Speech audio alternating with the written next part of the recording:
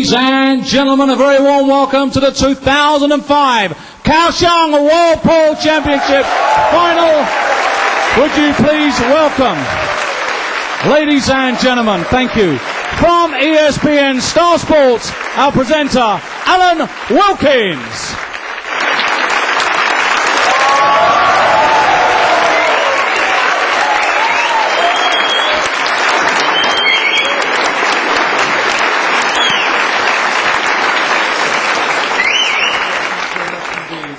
So now we're down to the final two. 128 players started this tournament. Now we have two, and both of them are supplied from this lovely country, Chinese Taipei. Would you believe we have a 27-year-old, and get this, a 16-year-old. One of them tonight will be champion of the world. Let's first of all meet the 27-year-old, Cheng. 郭伯成，首先恭喜你拿下这场比赛的胜利，接着下来你就要挑战世界杯的冠军了。可不可以请您跟我们谈一谈，为什么你这么喜欢撞球这个运动？我从大概8、9岁的时候，我爸爸吧，他那时候好像也有在打撞球，那是打斯诺克的。那我从小就看他打的时候，我有多多少少我那时候就开始接触了。然后之后到了国中的时候，才渐渐有在接触这项运动啊。然后那时候。起先那时候应该是怎么讲？是朋友带我去打的，然后打有一定成绩。后来那时候其实撞球也蛮蓬勃发展的，就是说，球场的人也多嘛，然后伴也多，所以几乎都泡在球场里面打球。久而久之，对这项运动产生很浓厚的兴趣，然后再来就是一直比赛，比赛之后，然后接着下来就是。往职业选手之路这样一直打。接着下来你要碰上的对手是吴家庆的，可不可以跟我们谈一谈你对吴家庆的认识？他今年呢大概16、17岁吧。我就觉得他的最主要冲球的爆发力非常好，然后专注力啊，还有准度啊。各方面都蛮好的，甚至我觉得他在比赛的经验其实跟我们差不了很多。然后我就觉得遇到他，觉得说压力也会蛮大的，因为我这几场比赛下来，我觉得他不太容易失误，所以我接下来面对他的时候，我也要打出跟他就是尽量失误不要太多，这场比赛才有机会可以赢球这样。那有没有已经想好什么策略要来对付他了吗？因为他是属于比较进攻型的球员，我算是算比较防守型的，所以我就觉得说，尽量不要在比赛的时候就是我的节奏步调可能会放比较慢一点，不会打得那么快，尽量。不要太急攻，然后稳扎稳打这样。吴家庆，为什么你这么喜欢撞球呢？主要是可能就是觉得说也蛮有缘的对，跟球算蛮有缘，因为当初也根本都不知道嘛，就是人家带开始这样打，就是说对这个球蛮有兴趣的，这样就开始这样玩到后面就。有人就说，可以培养看看这样也是在玩。你那时候也不知道说真的可以打到像赵邦，因为我记得那时候2000年的时候，赵邦就是打那世界杯的时候，台湾很疯嘛。那时候就是在看比赛的时候，就在幻想说，真的可以有一天这样像赵邦这样打成这样吗？自己那时候在问，那时候也想说也不要去想那么多，既然要走这条路。就打好自己的球就好，不要去想那么多。这样。你在这个世界杯之前，你是怎么样做准备？准备因为算蛮多比赛的像生力杯就是我觉得那些比赛就是等于在练球，就是自己就是调整自己的心态跟临场的压力什么，我觉得那算对一个选手不是说那么稳定的时候的一个就是算蛮大的收获，自己觉得。那么明天的冠亚军决赛，假如说你在对上这个来自于台湾的选手郭伯成的时候，在战略上面你会有什么样的一个考虑？战略我觉得说郭伯城准度也算还蛮不错的啦，就是整个算全方位的一位选手，就是说在世界上都算蛮有名。我就是说也不会去想那么多，因为一路走过来就是赢过Holman的嘛，又马拉松，就是说这些都是被蛮看好的选手。就是说我能有办法，就是克服自己的心情，克服自己的心态去赢他们。我觉得说那就是自己有进步。就是说也不要去想那么多，因为既然已经打到这边来了，已经克服那么多场了，不差这一场，就好好的培养自己的心态跟球技。明天希望就是可以展现更好的球技，赢得那场比赛这样。And so it is an all-Chinese Taipei final. Po Cheng, Chia Ching. Let's meet the Master of Ceremonies, John McDonald. Ladies and gentlemen, a very warm welcome to the 2005 Kaohsiung World Pool Championship. It's the final, promoted by Matchroom Sport and sanctioned by the WPA. It is 17 a race. Your referee in charge of the action from Scotland is Michaela Tab. Both countries are represented, Chinese Taipei. Would you firstly please welcome, undefeated in this event, it is Po Cheng!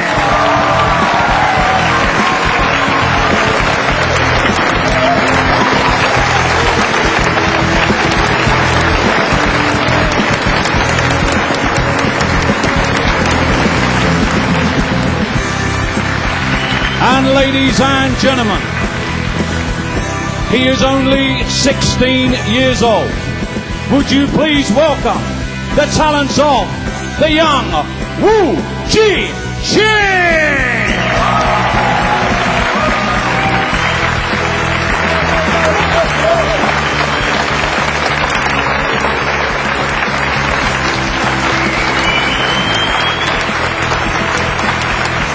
It is a marvellous final in prospect between two of the greatest talents in the game, and there's only 43 years between them.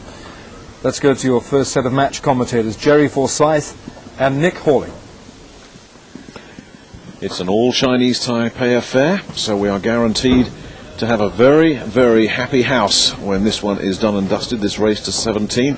But I wonder which one of these two players is going to be smiling, Jerry.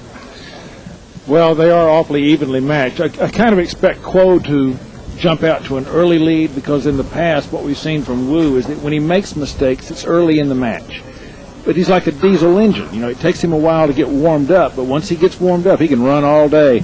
So I would expect him to come on midway through the match, overtake. Well, let's see if that's the way it works out. And it's Kuo. Wins the lag. That's won the lag, so he gets to break off first. And what a contrast physically these two fellas are. Here's the 27-year-old that looks like a teenager, up against the teenager that looks like he's got a few miles on his clock. But he is indeed 27, this fella. The semi-finalist last year, Jerry, so he's no fluke that he's here. And he came through by beating Steve Davis, Liu Chun-chuan, and then Roman Ubla in the last 16. Then Huang 11-7 and Rodney Morris 11-8. The story really in the knockout stages is he's always kept the other guy at arm's length. This guy has just bludgeoned his way to success. At 16 years old, not even physically fully developed yet, but he's got a break that rivals the best in the world already. And whatever happens here, Jerry, you just get the feeling that this has been a life-changing 9 days for this young man, who got through against his classmate in the last 64, then just rolled on and on and on, all the way through to the final. And your diesel analogy is a very good one. When this fella's got a bit of steam behind him, he really does look unstoppable.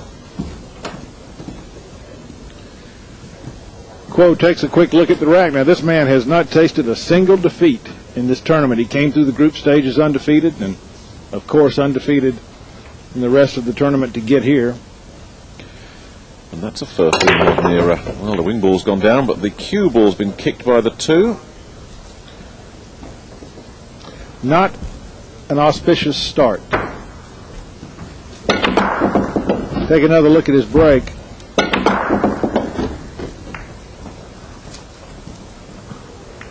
And the one ball and the cue ball, not an offensive opportunity here unless he would wish to try that bank shot. I'm not sure it even clears the 7 to make that. So, an easy safety, however. He can tuck the cue ball right up under the 2, sending the one ball away. And this man's happy playing safety, Jerry. It is one of his strengths. So he'll play cat and mouse all day, and he'll have to come up with better shots than that. This is a nervous start. It is. That was not at all typical of this man. He's come up very short of this shot. Well, if Kwopo Cheng is all about finesse, if he's a rapier, this fella is the blade. He will just hack his way through to victory if need be, but he decides to play the long game here. And is that good news or not? Because he's an offensive player, and now is he going to try and suddenly become a defensive player to battle this opponent? If he gets out of his own style, that's going to hurt him. And he's left a little sliver of a shot here, I think, for Kwo, who likes to play defensively, but if the shot is there, he will take it on. He hasn't backed into this final. He's played some shots. Wow, where's that going to end up? Well, he got fortunate there. He nearly put that cue ball into the side pocket. And an early mistake could really turn the early part of the match around. Jerry, aren't you seeing what we expected? As much as these fellas have tried to tell themselves, just another game, just go out and win the game, this is the final of the World Pool Championship. And if you're not nervous, there's probably something wrong with you. They see that big silver cup in their vision. It's got to affect you. Of course it would.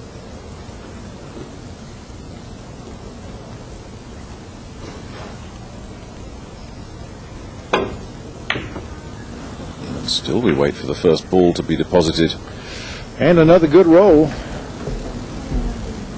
I don't believe that cue ball peeks out behind the 9. Oh, okay, I think it'll thread through. Whether he can get an angle to pot it or not, I don't know, but he can certainly see it, Jerry. It's just getting the slide rule out to see if it'll go or not.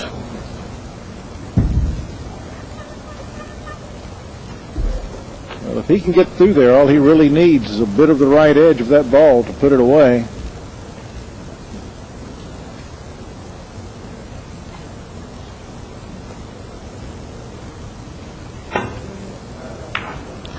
And still it won't go down. Well, it will this time. And he's really hurt himself with that shot because he's kicked that pink out of the way, so there's a clear shot on the blue 2 next. So that was a double disaster there for Kwo. He's opened the table right up. So Kwo blinks first. Now, in this situation, Wu really needs to take advantage. When your opponent gives you the table, you have got to get through it. Well, looking at the table, Jerry, there is no reason why why Wu can't clear up from here.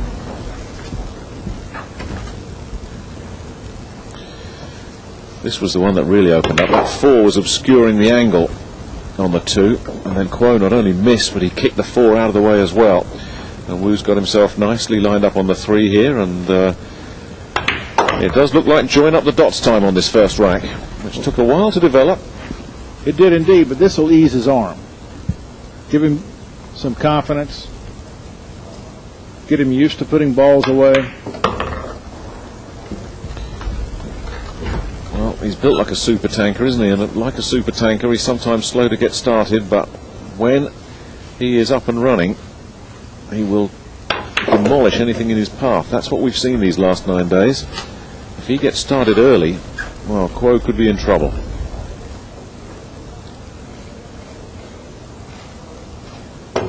Riding the rails around the table puts him right out in line with the 8 ball.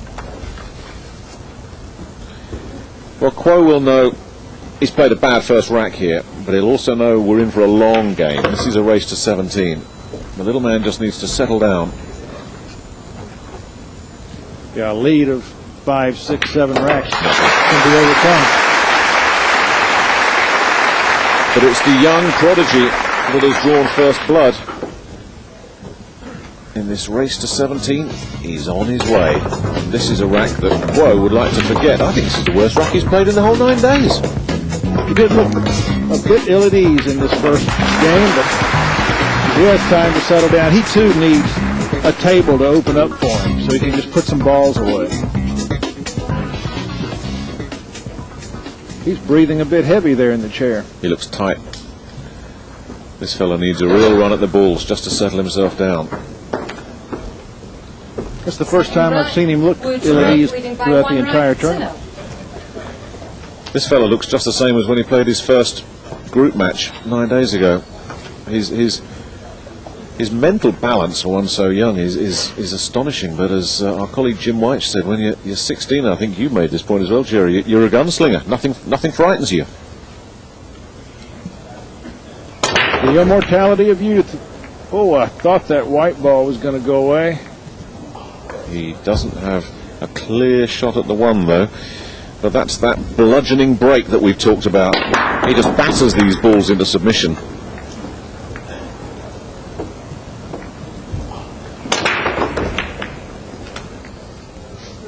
Teasing that side pocket. He doesn't want to keep that up. So he has options. Yeah, the push out, of course, is an option.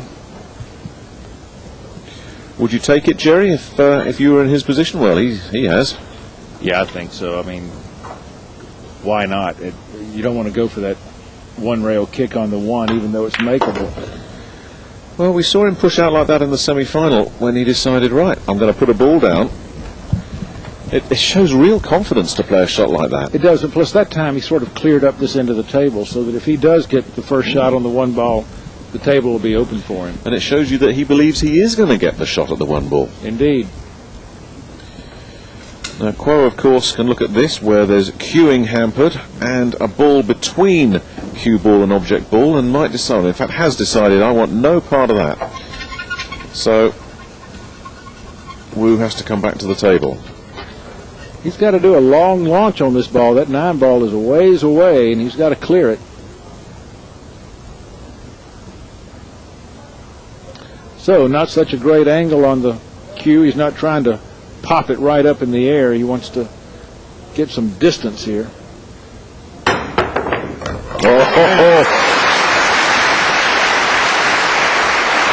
is that throwing down a marker early in a world final. Well, it is, but his job's not over. You see at the end of this shot, cue ball runs across the other side of the table, and the 2 is blocked from the lower right pocket by the 8 ball. So he has to go the other way into the lower left corner.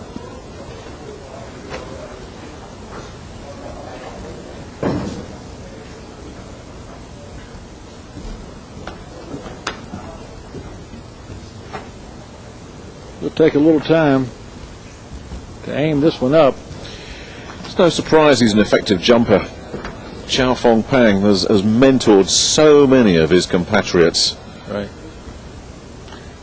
You know, take a look at it. The ball he has to get to now next is right under his arm, so he's got to do some traveling here.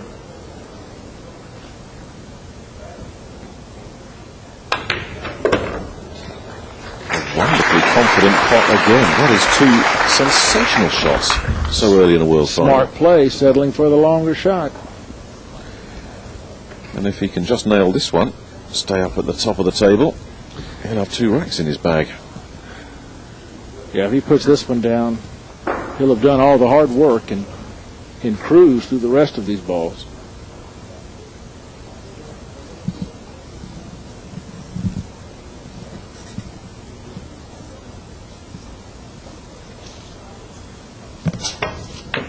Oh!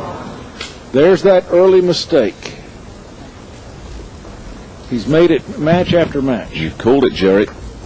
He'll make 2 or 3 early mistakes before settling down. And having done the hard work with those 2 previous shots, he'll be kicking himself over that one.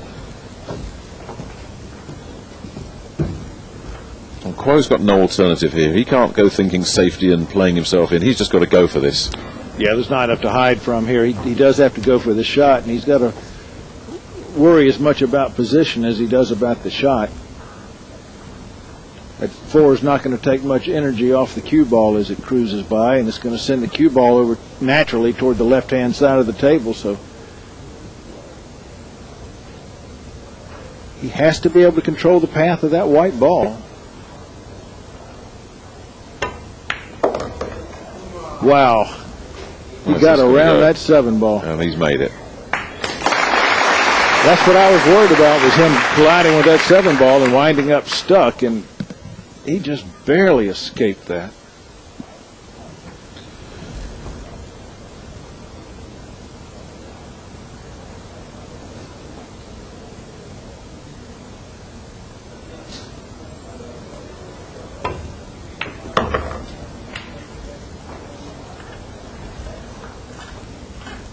Well, still a little rusty. He didn't get out to mid-table like he would like, would have preferred, and he's left himself a bit of distance here.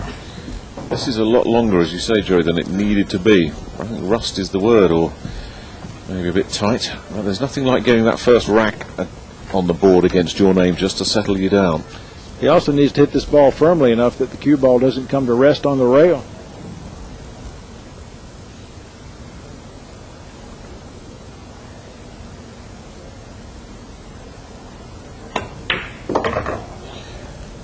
Well, he's got it off the rail. There's another long one to negotiate. This one closer to the pocket, however, not near the challenge, so make the ball, come back across the table for the 9, and capitalize on your opponent's error. This will do Quo the world of good as well, because none of these shots have been gimmies. He's had to do a little bit of work with all of them, and I think if he just cleans up here, this will really settle him down. Yeah, if he gets a clean break next time, that'll be all he could really ask for. 1-1 in the early days. Indeed, we have parity. We could be in for a long, long match.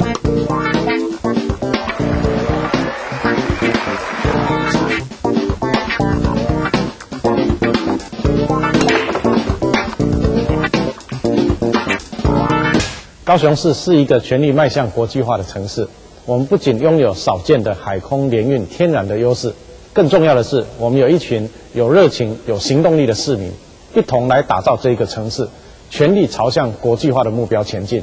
我们希望透过举办国际运动赛事，参与重大国际议题的活动，加入国际城市组织，来与国际脉动同步，同时也借由强化城市交流，达到国际水平的城市规划，建立一个国际友善的城市。我们希望国际能走进来，也让高雄能被世界看见。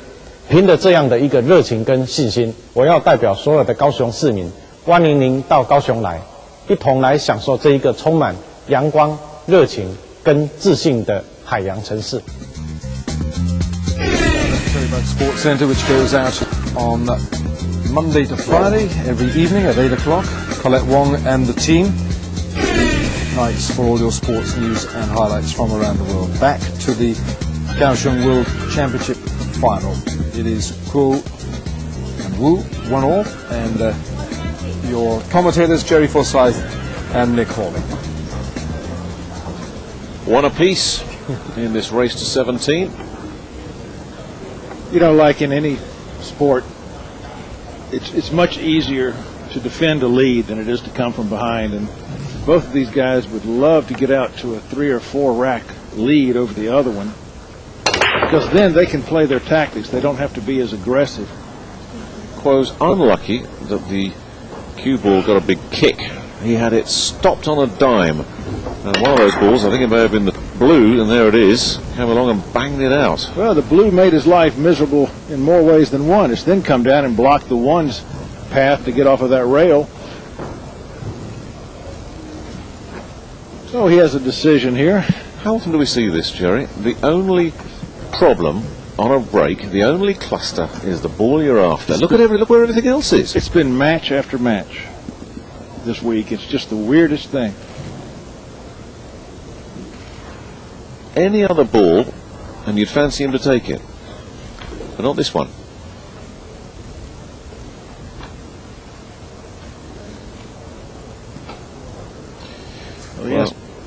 Kuo in his interview, his pre-match interview, was saying he would slow this game down if he needed to. I think he understood Wu's game, yes. Smart fella. Get the other man out of his pace. He doesn't look like he's considering a push.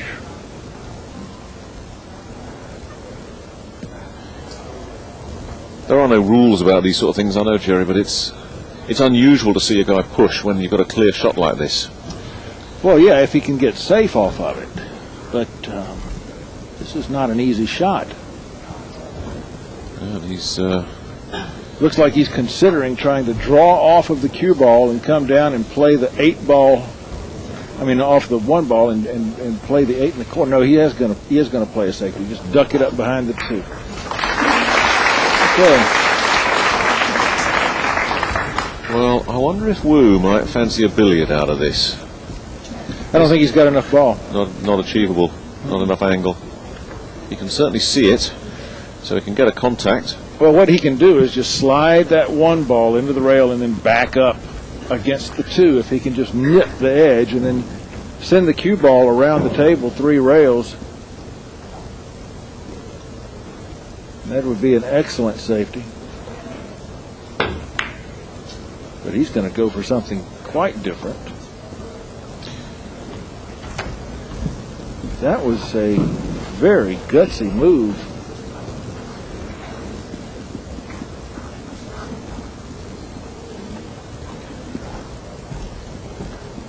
If he was playing to put that 1 ball behind the 3 after contacting the 2 ball, his experience vastly outstrips his years.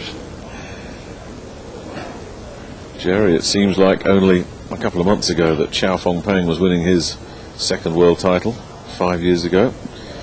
Wu was watching it at home as an 11-year-old, dreaming that one day it might be him. Who would have thought that just 5 years later he'd be on the brink? Each man keeps leaving an edge of the ball out for the other fellow to work off of, so if that continues, we're going to have a bit of a chess match.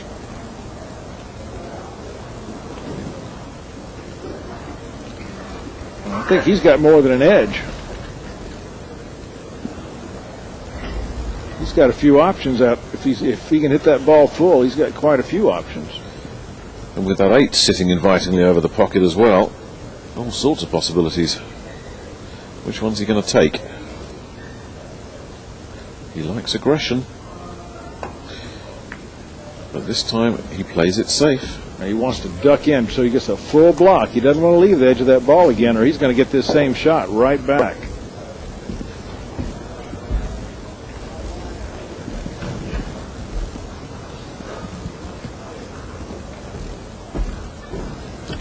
This is just a game to see who makes the first mistake.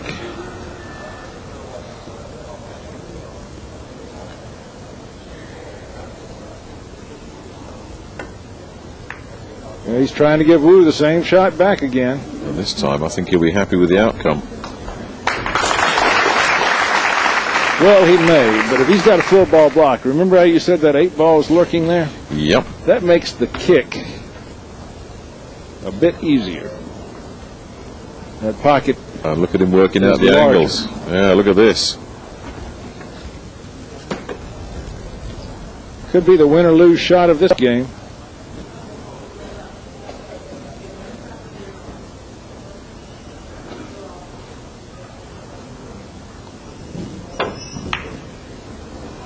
Oh, will fate smile on him? No. Nope.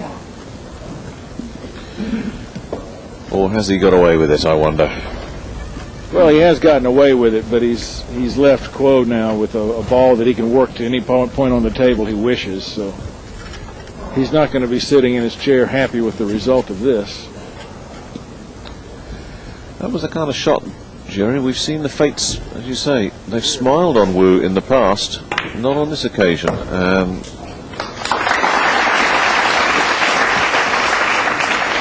Oh, he needs that to marry up and. Oh no, he's got perfect. He's got a great shot now.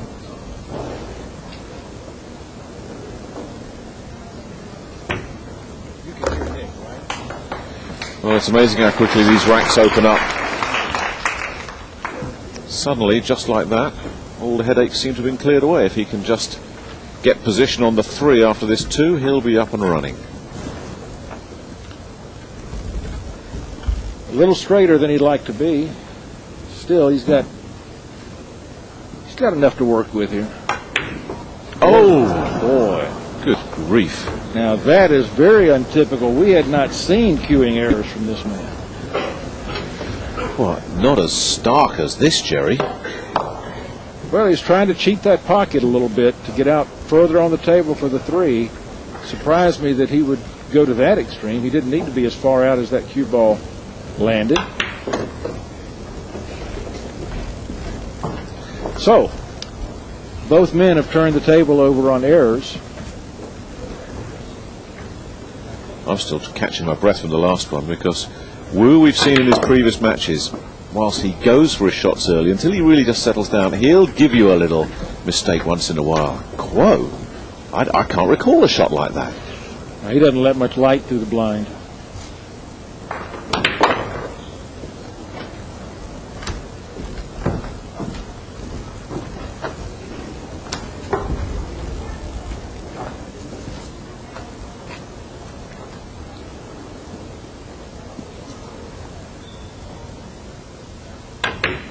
There is some atmosphere in this auditorium. Looking around, I don't see too many empty chairs, and I see a lot of engrossed fans. This is shaping up to be a good one, and it's shaping up for a Wu lead here off the error from Kuo. Well, no grand margin as yet, but Wu now leads 2-1, and with the break, could stretch that out a bit, could get a bit more comfortable. There's that huge error. And he has to get that out of his mind. He doesn't want that haunting him on every trip to the table. Well, here's a proud man. It's the president of the Chinese Taipei Billiard Association, Mr. Chun. Well, he's got a lot to feel happy about with life, hasn't he? Not only has he got 2 Chinese Taipei players through to the final, neither of whom were particularly predicted to go through, but they've also put on a pretty good show here in Kaohsiung. Leading by 2 ranks to 1. The first time this very ambitious sporting city has hosted the World Pool Championship. It's the first major global sports event that's come to this city, but by far from the last. This place has got some plans, Jerry. Yes, they're going after all sorts of international sport with that announcement of the World Games. I'm sure that won't be their only event to come up. Look at this. Well, let's put 4 balls away.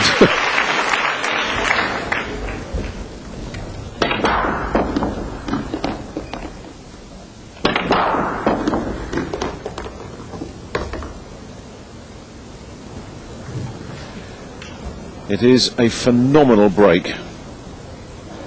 It's only going to get more phenomenal. And boy, doesn't a rack look easy when you put 4 balls down. It certainly does. He was a bit unfortunate to have 2 balls over near the rail.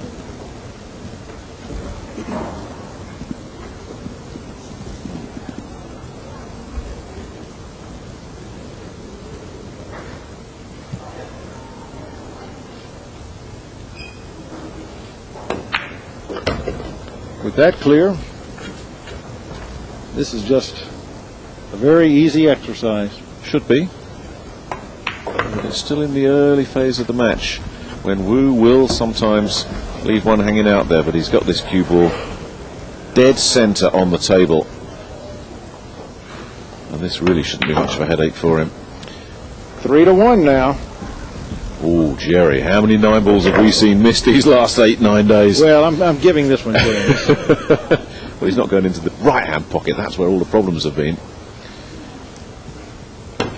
You were right. 3-1, and he's going to be breaking. Now, Kuo is going to start sweating here because he begins to see that margin widen out. He needs to get back to that table and close this gap quickly.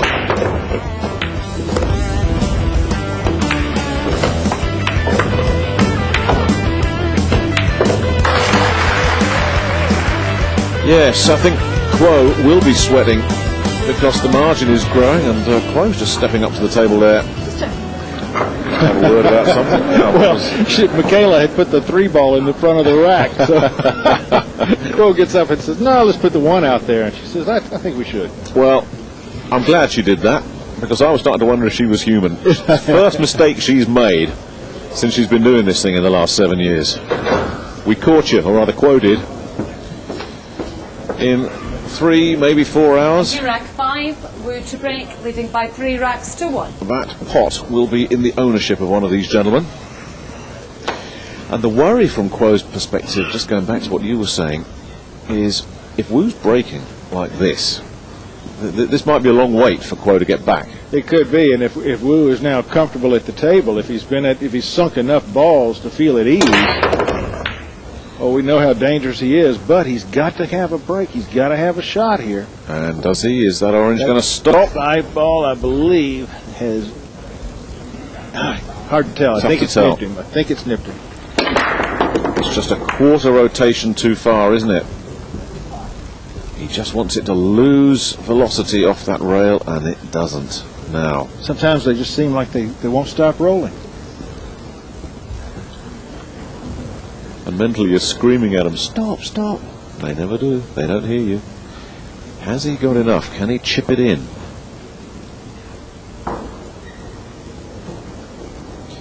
And the headache, of course, with that 5 ball is compounded by... No, he's had to go for the push because it's also taking away the 3. So there's a problem with this. And there's a possible 3-9 combination lurking there as well. Yeah, but you got to get there. I mean, the big problem on the table right now is the 3 ball, and it's the next shot up. After the 1, you've got to be able to do something with that 3 ball, which means you need the cue ball down here on this end of the table. Yeah, that 5 really did some damage with that roll, didn't it?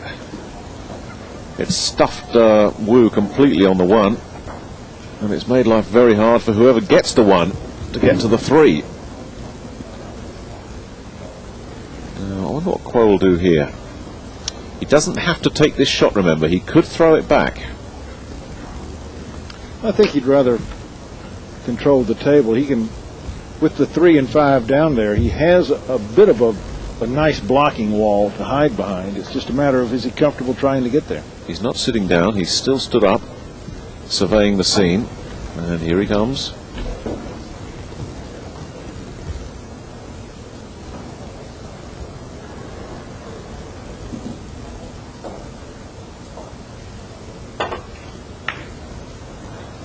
That's where he's going for. He's trying to hide behind the 3 and 5. I don't know.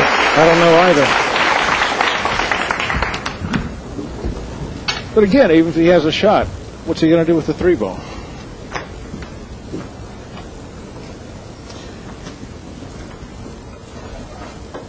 He's pointed to a place on the rail that he'd like to send the 1 ball. I'd like to have the 1 ball come back off and hide behind the 4.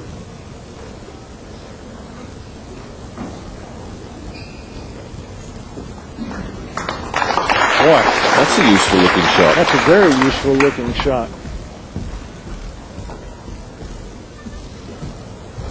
This was the phase of the game, Jerry, that we really thought if it gets tactical and cagey, that's playing into Quo's hand. That's his strategy, but Wu's matching him step for step here. He is so far.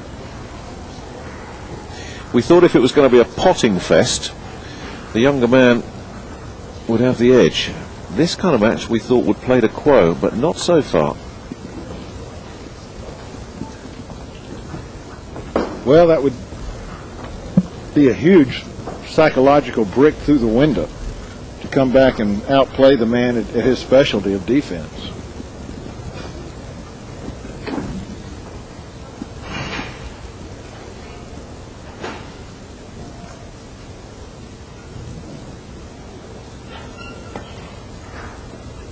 Oh, what a tender touch shot. Beautiful. You got to admire that. Yes, there was a little wry acknowledgement there, I think, from Wu.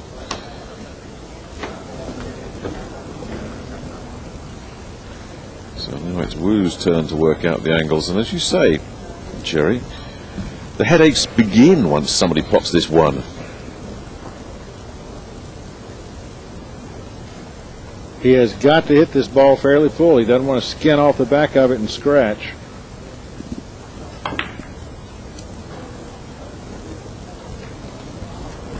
Well, another good result.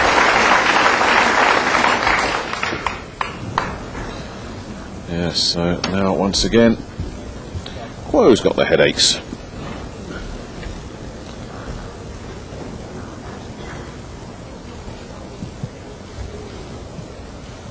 A little massé around that pink. Yeah, he's just going to squeeze right. He's missed Oh, it. he's missed it. Well shot. Well, Ball in. And not only that, he's actually got a bit of luck there that he's married up that 3 and the 5. He didn't mean to do that. yeah, but Wu's going to be able to take those balls apart right here, and this is exactly the result that you're looking for when you get into a defensive war with someone, to wind up with ball in hand. Boy, there is nothing going right for this man at the moment. It's really early, Jerry. We got to keep getting some perspective on this. That 3-1 or even 4-1 is no means the end of this story. But I don't like what I'm seeing from Kuo so far. Right from his first shot, you remember, he looked tight. He did. Now, will he break these balls apart, or what he was just measuring is if he goes down to if he puts that cue ball around where the 9 ball is, he can send the 3 ball away, leave the cue ball right next to the 5 ball, and Kuo would just have no options. He would have to be kicking wildly to hit the 3 ball. Oh, you're kidding me. He's trying a 1-9 combination. He's not. But he's measuring up. Hey, well, if the rack's a headache, short circuit the thing. You think this guy? Oh, no, hang on. He wants it, doesn't he? He does. He wants it.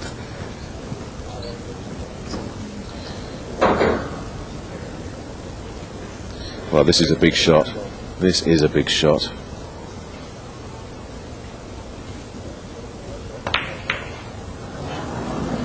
Was he going for it? No, his mouth dropped open when he finished that shot. Well, here is Wu's grandmother, and I'll tell you something about this 16-year-old young man and the kind of person he is. He says if he wins this $75,000 first prize, he's buying a flat for his grandmother, an apartment. That's class at that age. Indeed it is. Classy fella. And such is our language problem, Jerry. You and I can't get beyond thank you in Mandarin, and I'm afraid Wu's English isn't much better than our Mandarin, but we can't talk to him, but our Mandarin-speaking colleagues say, for one so young, he's remarkably articulate, and he's going to have to be pretty articulate on the table now, because he's in a big hole here.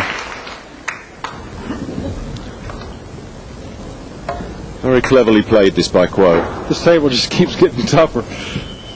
I don't know how this rack's ever going to end. It's a mess. Now we've got 2 partnerships going on.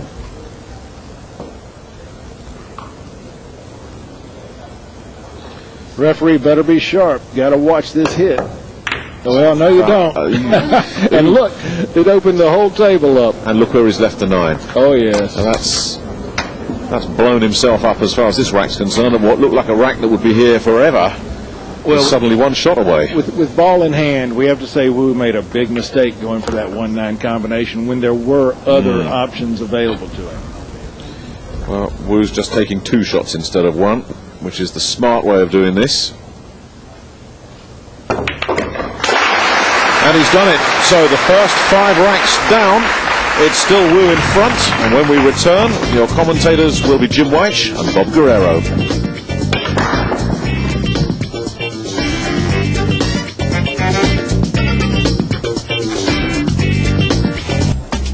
Welcome back as we show you the delights of Kaohsiung, which at night really comes to life. The night markets and all the vendors selling their various wares.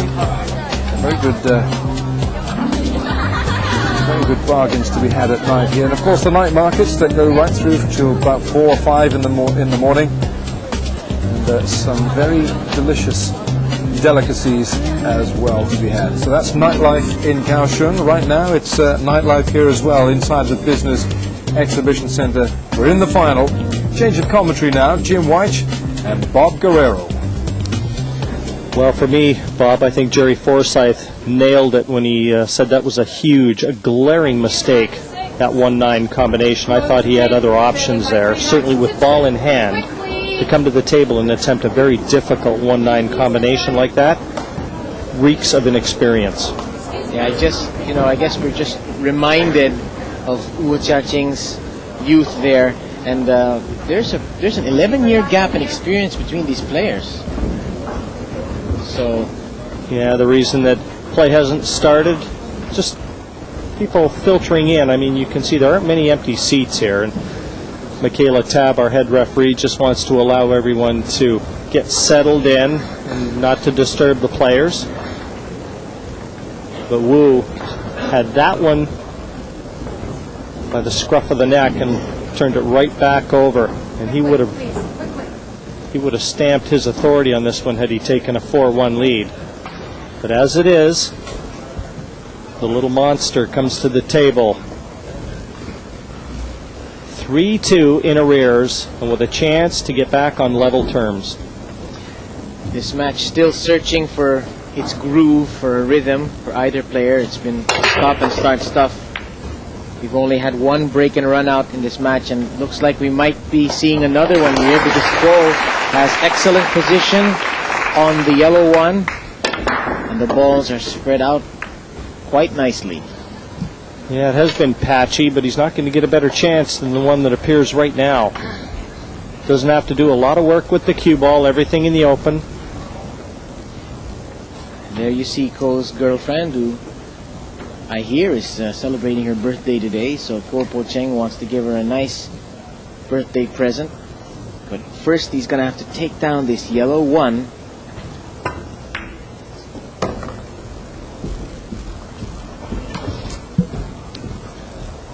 In fairness, this might be the toughest shot he looks at. Everything just perched and waiting for Kuo here.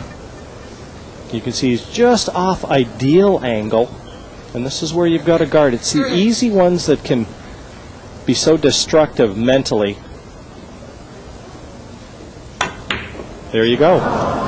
It's the easy ones that can kill you, and from what I've seen in the first 5 racks of this match, this man is yet to settle in. But just being off angle there, Bob, had he been straight on that, where he'd have been able to draw back to the center of the table without trying to pinch that corner pocket,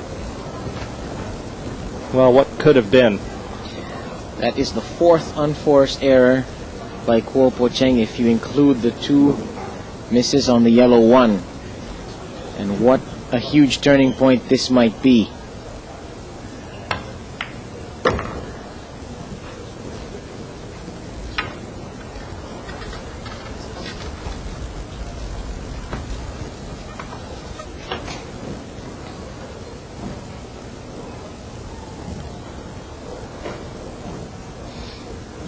Now, 16-year-old, when he starts to get his tail up a little bit, might be a little difficult to catch. And if he starts to feel like he can get away with mistakes, now he's going to find another gear. Needs to hit this shot with the right speed. Take that white up near the middle of the table. That's right, Bob. Ideally, he'd like to get past so he doesn't have to nudge into the 6, and he hasn't quite landed as far up table as he would have liked, so he is still okay. He can draw out and play the 6 to the same pocket. And you know, Jim, we look back at our lives and what were we doing at age 16? What were our concerns? Schoolwork, friends, hanging out, and this guy. Oh yeah, I was in school every day, hard at work, Bob. Yeah. There's the 9 ball. Chia Ching has seized the initiative once again, capitalizing on the error by Kuo Cheng. He leads now 4-2. The path to victory really paved by that miss. The unforced error again from Kuo. He's got a lot of negative thoughts that must be swirling in his head. Got to try and live for the moment. The most important shot he's going to face will be the next one. A lot easier said than done. The biggest moment of his young life.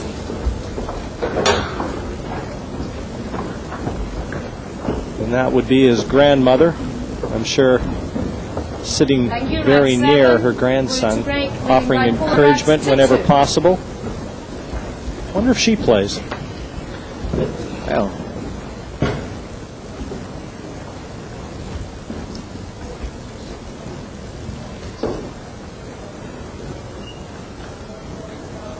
Well, Chia Ching to break. Let's take a look at this powerful break there that he's been using to devastating effect this week, and he's landed very awkwardly here on this two. It's almost on the 50-yard line, Jim. Yeah, he drew the cue ball into that cushion, and that he's been breaking. The one thing I do like about what Wu's doing is he's experimenting a little bit. What isn't working, he's willing to change. And that shows a lot of maturity. Yeah, but there's one thing you must know about Wu is that he almost always, I don't think I've ever seen him break from the right side on the picture right now. He always breaks on the left.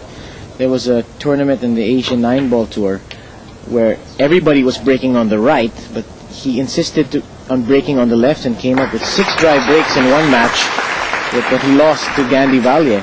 So let's see whether if it appears that the table is breaking easy on the right, whether he moves over. Right now he's come up with an excellent safety here. That cue ball super glued to that lower cushion and the orange 5, and this is on Ko's table. It's the Chia Ching bobblehead doll, and well, not doing any bobbling at the moment, but maybe that's the lucky charm there from the little monster. Yeah, it looks very close. Ko's having a good look. He would ideally like to be able to get this off one cushion and that way play it at a bit of speed. But I'll tell you what, he's got to spin that cue ball, and where that 5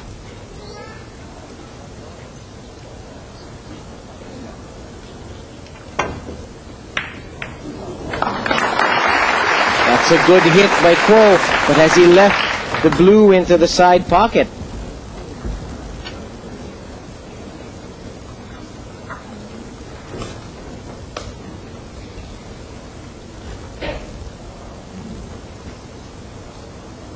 Nice angle here too, Bob. Bring that cue ball down the right-hand side of the table. Play the 3 bottom left. Just stun over, and now he'll just want to get the white back up to leave himself an angle on that pink 4. Well, he's superstitious as well. This on Wu's table, he's got his little, well, I don't know if it's a lucky charm. I guess the store ran out of bobblehead dolls of Cheng, so he couldn't return the favor. Now, how does he look here, Jim? Is he a little bit straight on this pink 4? Yeah, this is the big shot in this rack, and I think he'd like to have come back a little further. He's got to avoid contacting that 7, and this is going to be played at a lot of pace.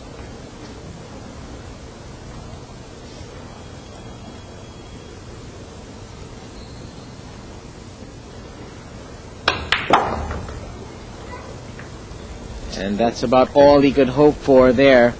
If he was a little bit straighter, perhaps he could have avoided that black 8. Instead, he's cannoned into it, and from one test, we go to another here for Chia Ching. He's got a lot of cue power, Bob, doesn't he? You see the way he cues. He sights very low on that white ball and almost loops the cue. Yeah, he's very, very smooth, very flowing. You see, especially, it's noticeable on his break. We'll see if we pick that up. He almost runs that Q-tip right along the cloth as he sights to break. Very unique.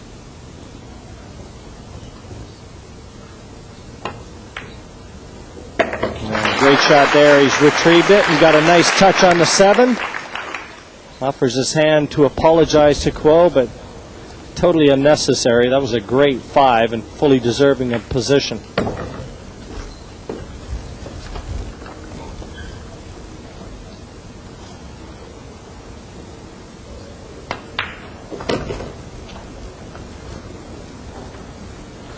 And the simple 9 to take him into the comfort zone. He's 3 racks clear now.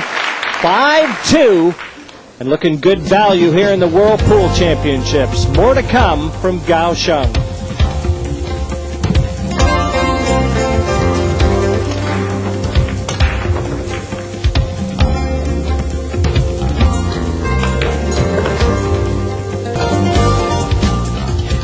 You're looking at the Love River that winds its way through the heart of this beautiful port city on the southern tip of this island of Formosa.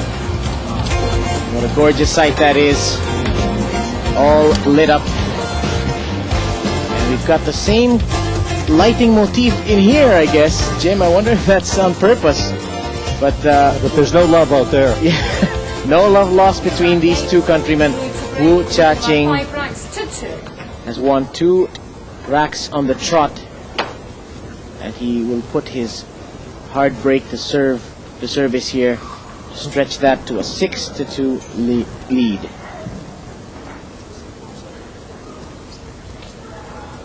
See if we can get a look at his tip, how he just runs his tip right along the bed of the table. Very unique. Look at that, right into the cue ball.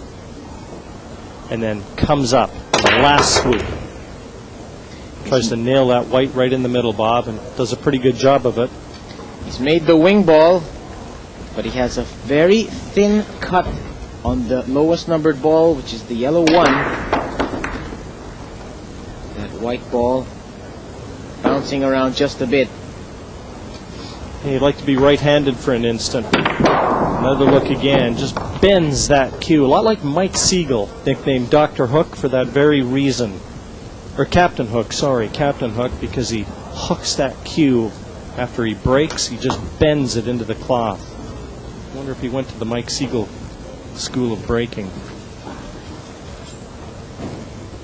Well, now perhaps he'd like to go to the Jimmy White School of playing with the rest here. He needs to slip this one, and it's so difficult to control speed on shots like this, Jim, because this White's going to be going up and down. He's got to get that rake out of the way as soon as he strikes the ball.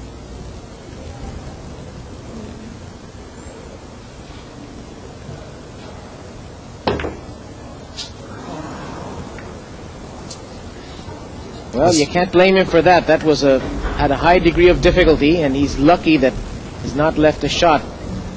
Just didn't look steady on this. He overcut it, so if there's such a thing as a good miss, you just saw it.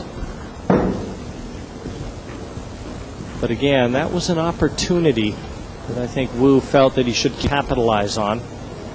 Bob, you mentioned earlier there's really been no flow to this match as such. It just seems like neither one of these players, as capable as they are, have hit stride yet. Yes, and the balls aren't exactly cooperating either. Well, Kuo had a great chance the rack before last where he missed the easy 2. That was probably the best look after a break that we've seen. You know, if you were a punter and you fancied Kuo's chances at the start of this event, you could have got 100-1. Wouldn't mind sitting on 100-1 right now and having him in there with the local bookmaker. And by contrast, if you like the 16-year-old phenom, you could have nailed 80-1 on Wu. Again, pretty nice prices if you fancied a flutter. And it is not clear to us here whether this one goes, and that's pretty close, Jim. You think that conclusively shows that the one goes down to that corner pocket? It's awfully close. I think just might be in the way. Yeah, that does look close, Bob. Certainly a chance. The 5 that he's queuing nearest looks as though it's very awkwardly placed, and from the 4 to 5 is going to be a tall order. There's your answer. Went down quite comfortably, and it seems that the key shot coming up here, Jim, is 4 to 5. Absolutely, and you know what? He's going to be able to leave himself a very nice angle to drop right in behind that 5.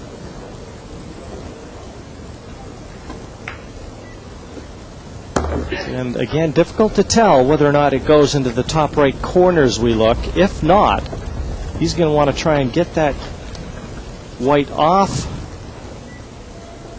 the two cushions and drop right onto the 5 to the bottom left corner as we look. Oh, it goes. It goes top right. He's all right. Wide open. And although it's still early in this race to 17, already, especially if Wu runs out here, we can say the momentum will be on the side of the youngster.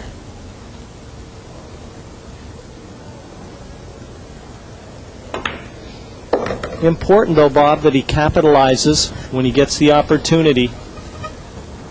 You know, you can build up a very useful lead. It's a race to 17, so there's still a long ways to go in this one. And you know there's going to be a lot of hurdles that are still going to be encountered by both of these players. But you build up a useful lead, and it almost allows you to fade any little bit of bad luck that might come your way. Wu was very fortunate in his semifinal match, at least in my opinion, and I'll try to be objective with this, but I really did think that he had the running in his match against Manalo. It seemed like he got away with a lot of misses. He's not missing much here, though.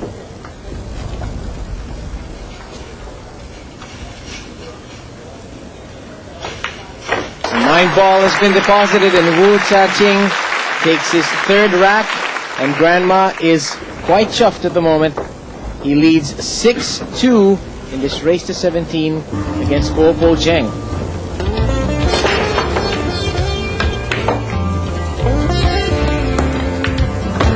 Control the white very nicely in this finish. He's never in trouble. The ball that looked dodgy was the 5, and played from the 4 to the 5 very well. He's starting to assert his dominance in this. Came into this match a slight favorite, but Kuo, with all the experience on the right, leading by 6 racks to 2. At 6-2, he's got a lot to do to get back into this one, and only time will tell whether or not the 16-year-old is going to allow him that opportunity.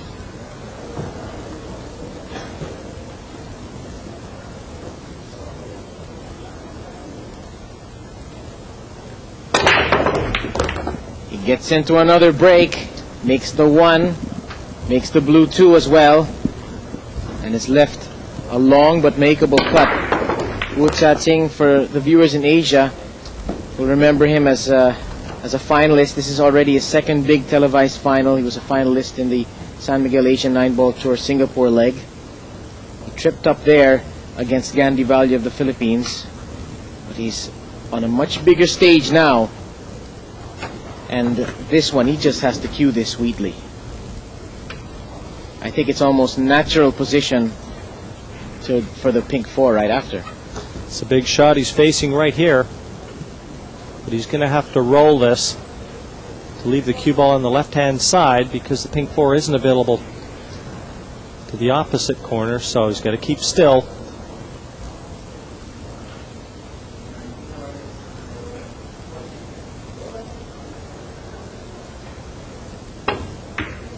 Yeah, those are always shots that can be missed when you know it's a shot that could lay the foundation for a victory in a rack. It's got all the pressure of a winner on it.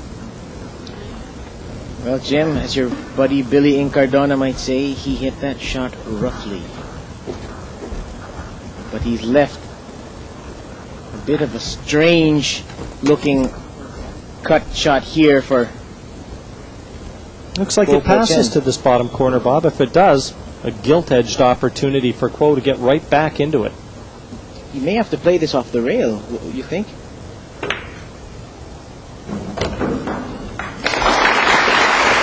well played. I guess, you know, a lot has been said about how tough these pockets are, but really, when you're playing it at that angle, as long as you hit it with pocket speed, they can be quite forgiving. And I've also noticed that as long as you catch the near cushion, the ones that have been wide, you know, very similar to the 3-ball that Wu played, the pockets aren't accepting the ball. You play narrow, it seems like they're playing a little more generous, but under these conditions, the finals of the World Championship, they probably look like mouse's ear holes to both these players.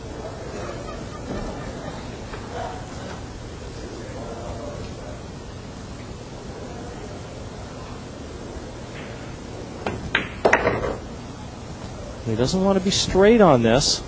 He might have a little angle to be able to force this off that side cushion.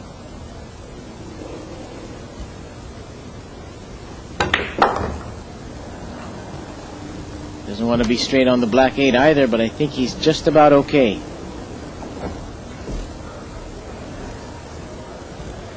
What I do like about both of these players is when the table is at their mercy, they just get down with the business at hand. There's no hesitation, there's no going back to the table, wipe their cue down, they just get down and knock the balls in. The 9 deposited, and he claws one back, 6-3. Wu still in command, but it's going to be Kuo to break off, and you know she's happy about that one. She wants to see her man back at the table. He's got a long ways back in this one. 6-3 still in favor of the 16-year-old. But he's got the break in rack 10 to make further inroads into this deficit.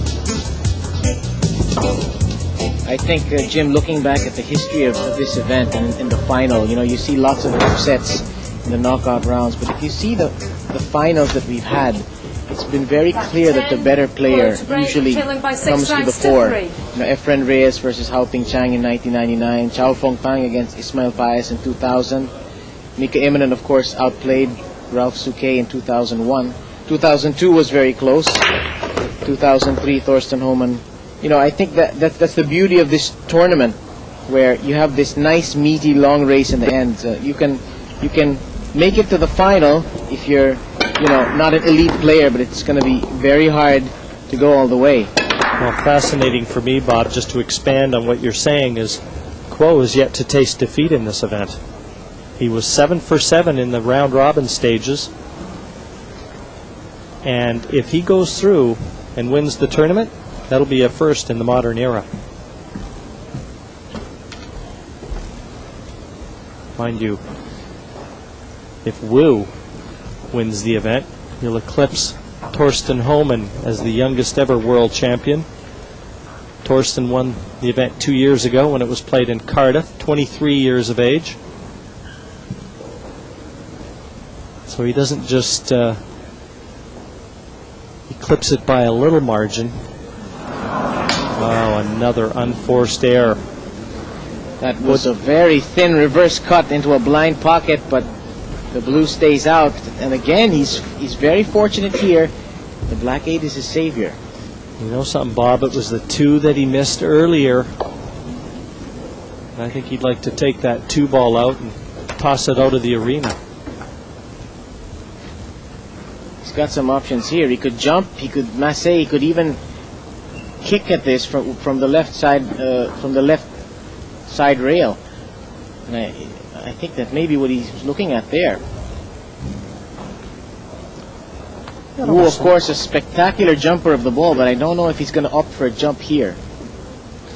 Now, Bob, would either of these be local? I know we were talking earlier, and you mentioned that that Wu was from Taipei County, I think you said.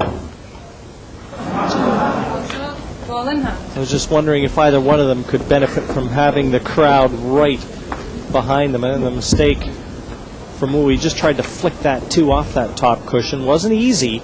Didn't have a lot of room. Don't you think that the kick off the side rail was perhaps a bit easier? I thought he was going to go the side cushion, but... And the problem right now for Kuo comes in the position of that brown 7. That's the problem. He can open it up here. No, he decided not to. It must be available to this same corner. Otherwise, he could have feathered it into the open there. So this is the big shot here. He's got to get back around there. It's wide open. He's got to get back over that side. Just a little short of ideal position, Bob, just to make life awkward. Looks like he'll be able to take the 8 into the side pocket, though. And this is going to help Kuo grow in confidence. The miss 2 went unpunished.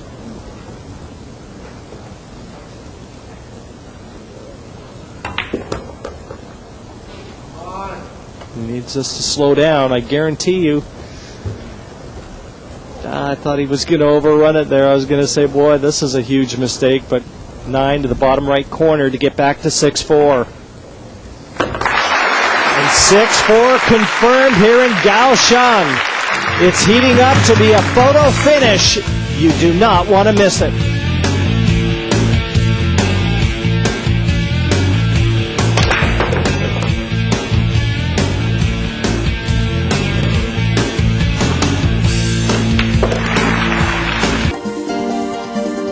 Welcome back. The delights of the night markets really are something of an attraction here in Kaohsiung. And the night markets go right through to about 4 or 5 in the morning. And the local delicacies, the fish and all the various kinds of seafood really are a delight. And that's not quite on the minds of the players here in the final of the World Pool Championship. Let me just tell you about the FA Premier League Asia Trophy, with Everton, Bolton, Manchester United and the Thai national team competing in that. Hong Kong time, 6:30, starts Wednesday, 20th of July. Back to the final now, and a change of commentary. The 6-time former world snooker champion, Steve Davis, joins Anthony Sunte. Welcome back to the 2005 World Pool Championships here in Kaohsiung. This man on your screens trying to take the momentum back from his compatriot. Guo Cheng trails 4-6 in his race to 17 encounter. He's got a ball down at the break, and obviously that cheers is because Guo's got a good shot at the 1. Yes, he has. He has awkward cueing on that 1 ball. But should he not want to try and force the issue here and just perhaps stun the 1 ball in, leave the cue ball a long distance away, there is the option of the 2-9 combination. Depends how he's cueing, how he feels. If he could draw it back, it would be ideal. And now he may well have lined up perfectly the 2-9 combination. Perhaps just a bit too far there, Anthony. It's still perhaps worth the risk, isn't it? He could send that cue ball back down the table between the 5 and the 3 in trying this combination, or play the safety. He's trying to play sort of a 2-way shot, but right now he's not comfortable. He's really not found his groove here, Stephen, so I think this may be the better decision. Well, everybody in their pursuit of winning this World Championship at some stage has had a crisis point, and Guo's has come in the final, really. A very tentative start, perhaps up against the younger player makes the difference. There's not many players that Guo is playing that look younger than him, even if they are or not. But every time you play a safety shot and you have to present your opponent back at the table, there is always the chance that the guy gets away with it, even if he doesn't make a ball. And so Wu's had to have a lash at that. He doesn't really know where they're going to end up, but he's got out relatively safe, but for the jump shot. Right now, Steve, we all know Guo Cheng has yet to lose a match here in these championships. Would you say he's maybe a bit wary that the law of averages catches up with him at this stage? Well, I think he's one match off glory, and a great shot there. That's quality control there, great knowledge. Didn't lash out at that one himself. He hit it smooth paced and could be considered a little unfortunate not to be better positioned on the 3. Perhaps he's just not clincher's disease so much as just he's so desperate to win that he's just frozen a fraction in the headlights. But with it being such a long race, he has a chance to recover and start to play his own game later on. Right now we've only gone through 11 racks here, Steve, and Guo Cheng's got 5 errors already as compared to 7 from Wu Tsing. So obviously this is not the kind of start both these gentlemen wanted to have. No, but judging by the body language of the players, I think Wu's capable of recovering from errors easier than Guo is. In a way, it doesn't seem to affect the 16-year-old as much. He just gets on with the flow, a bit like Marlon Malino. The only way that it would become difficult for Wu, should he start to make errors, is if Guo starts to punish him severely for them. Obviously that's not happened, so I think perhaps the older man is affected more by any errors. But you can play your way into form, and this looks to be what Guo may be doing now. It only needs a couple of good shots at 9-ball pool, and you're back in a sort of positive frame of mind, really. As they say, having the confidence is probably 70% of the battle. 1, and right now Kuo Cheng with just 2 more balls to manage, and he's going to draw within 1 of Wu Tsing. Asking for the rake.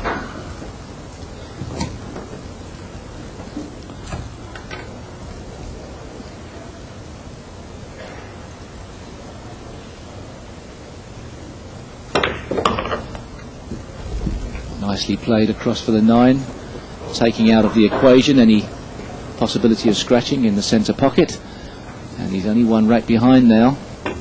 The 9 does find gravity, and we find Kuo Cheng just 1 back from Wu Tsing.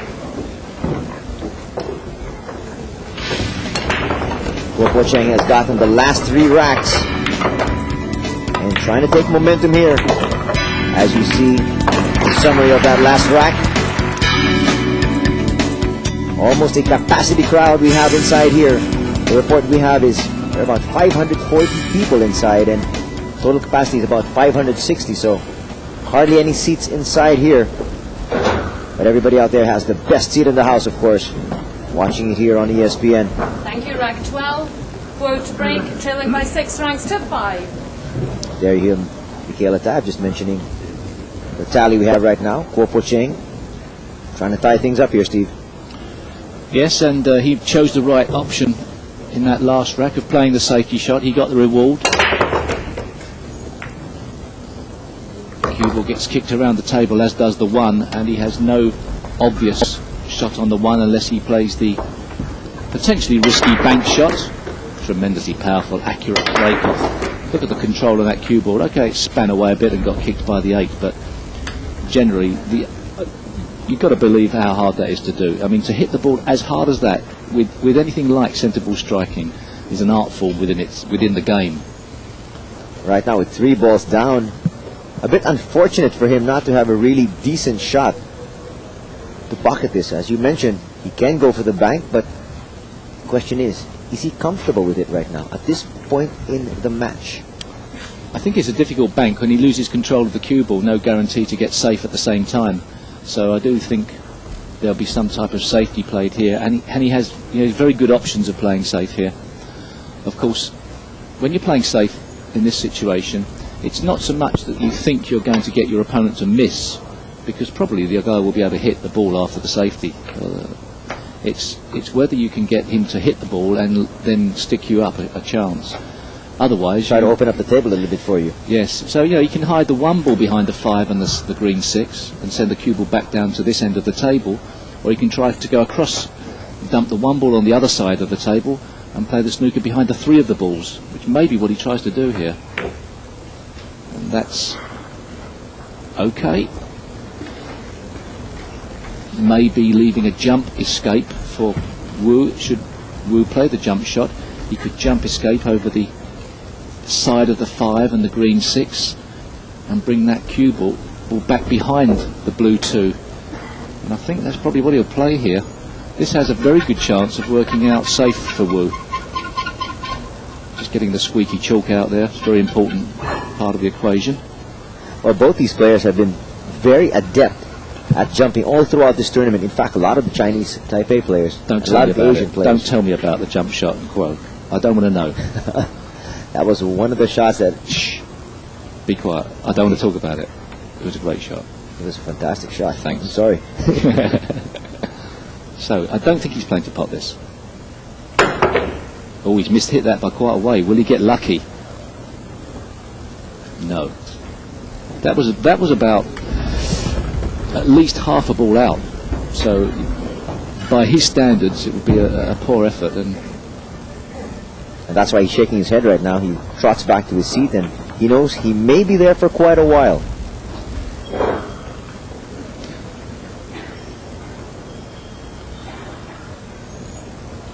So Kuo Cheng has missed a couple of lame ducks sitting there in the pond. Well, if he gets too many chances at some stage, he's going to start to play well. Very rarely does a player completely collapse in a final, especially as he's shown so much form throughout the week. And I would venture that he looks a lot more relaxed around the table now than he did at the start. A little bit tentative to start off with this match. When in fact both these players started off very tentative. In the very first rack, each came up with a miss. Sometimes it's catching. One player misses, the other starts to get a bit jittery as well. But I would expect, perhaps now that the scores are back to level, for Wu to start to fire on a couple of cylinders as well and start to become more competitive. Perhaps as the nerves wear off and you get much more into the game, you start to just compete. Forget where you are and how important it is. But Wu has done his job very well in getting back into this match from 5-2 behind. He's got to feel a lot happier now. Definitely. We're tied at 6 racks apiece. You're watching the 2005 Kaohsiung World Pool Championships.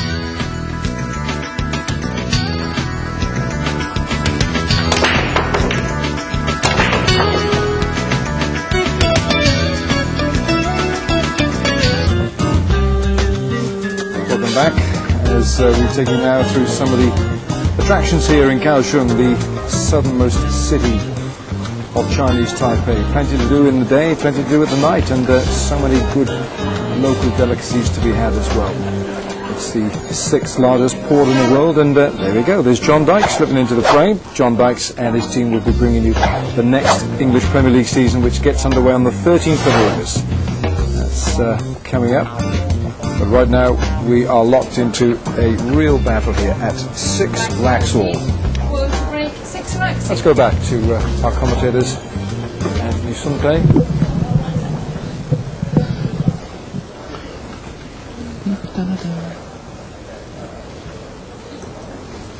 Well, thank you very much, Alan. Anthony Sunday here together with Steve Davis, and Kuo Cheng has gotten 4 straight racks, but you get that funny feeling that the momentum hasn't really swung over to his side. No, it's very hard to start to predict the flow of a game of 9-ball. I find it much more difficult watching this game. You know, you start to sort of, as a commentator, say, you know, this guy's getting the upper hand, and it only takes one thing to happen, and that's vanished. Unlike a snooker match, where one guy looks very much in stroke, and even if the other guy gets given a few chances, he can't do much with them. He's just completely out of sorts. Different type of game, this. It does rely on the balls going kindly or unkindly for a player, for him to keep sitting in his chair or be at the table all the time. Right now, unkindly position of the balls here, as far as Kuo Cheng is concerned, he's forced to push out. Yes, although we are deep into this tournament, I'm sure first-time viewers will be interested in this shot. The player can nominate a push-out, and he doesn't have to do anything with the ball, can play just a foul stroke effectively, can hit the ball anywhere he likes, and then the opposing player can come to the table and choose whether he wants to play this shot or put his opponent back in again. And it happens after the first break-off, regardless of what has happened, doesn't it, Anthony? Yes, it does, and right now, it doesn't seem like Chia Ching wants to have anything to do with this problem and says, Kuo, solve it. No, I agree with him as well. Very difficult to play a quality safety shot from this position. He's got to avoid any type of double kiss. He'll probably send the 1-ball up the table past the middle pocket towards the brown 7, try and hide behind the red 3. He may have called it a bit thin. Has he got the snooker behind the 2? Oh yes. Yes, he has, and he almost pocketed that. And if he did, he would have been in pretty good position because he had a shot on the 2 as well. Yes, he would have done. I don't think he played this, and he couldn't possibly have played to try and bank this in the side. I mean, this would have been an outrageous piece of inspiration. The only thing he's left is the long up and down the table, with a possibility of knocking the 1 in. Would he hit this firm or controlled? He's hit it firm, and you've got to believe that he could have got lucky there. And maybe, just maybe, if this was 2004, maybe one of those balls might have gone down. Remember, this year we have tightened up those pockets. Well, that 1 hit the point. It looked like the 5 had a chance as well. But Wu will be very relieved to see where the 1-ball finished up. Let's have a look at his face as the ball whiz around the table. Not too much emotion there. Of course, it would be pretty simple if there wasn't pressure on this shot to play with right-hand spin, catch the cushion just before catching the 1-ball with the right-hand spin that speeds the ball up in the direction of the 1-ball and effectively flicks the 1-ball into the pocket. That is very much a chance. whether he can play position at the same time is the clue to whether he plays safe or goes for this shot. Once again, we'll see how comfortable he is. He has not really felt comfortable all throughout this match. He has not yet got into that comfort zone, into that groove, if you want to call it that. So he opts to play safe once again. The discretion a player shows throughout a match is a very important part of 9-ball pool. Getting that balance right of negative and positive play, or containing and positive play, whichever you like to call it. But also when you do go for the throat in a rack, as he could have gone for that 1 ball, you have to guarantee from then on that you are on the ball. There's no point in risking a shot if you're going to end up nowhere positionally. So I think that's probably why he played that shot. And once again asking the very big question of Wu. Can't jump this one. A 1 cushion escape.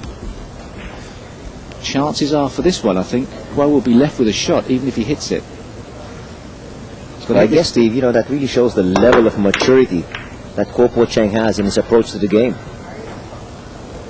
Right now, things maybe not have opened up yet because there is no clear path for the 1 into that other pocket because you have the 5 ball there, but can he actually cut it? He can certainly cut this back, but once again, can he get on the 2? And that's the problem.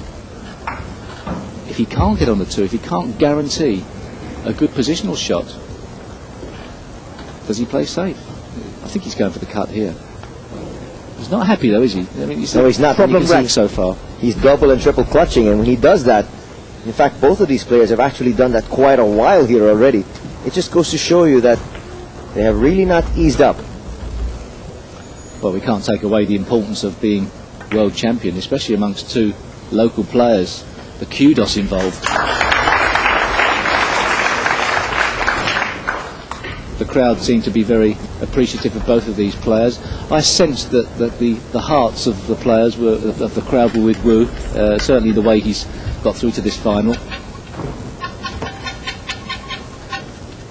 Be interesting to know on a local basis which player was the favourite amongst, you know, I'm not saying the bookmakers, whether they have bookmakers, but you know how it was viewed as a gamble.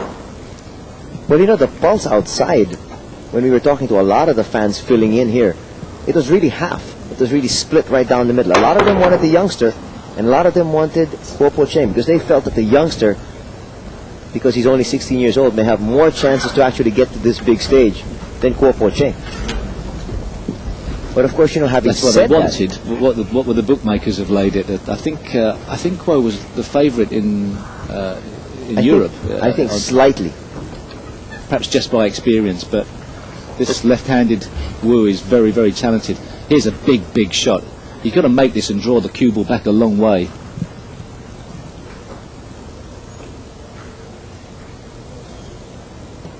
Trying to open up his rack. He shot does that so. is. He forced that into the pocket. Now does he have a good shot at the 2? Yes, he does. And at this stage of the match, with both these players tied at 6 racks apiece, well, something's really got to give. Talking of talent, speaking of talent, Kuo's not short in that department.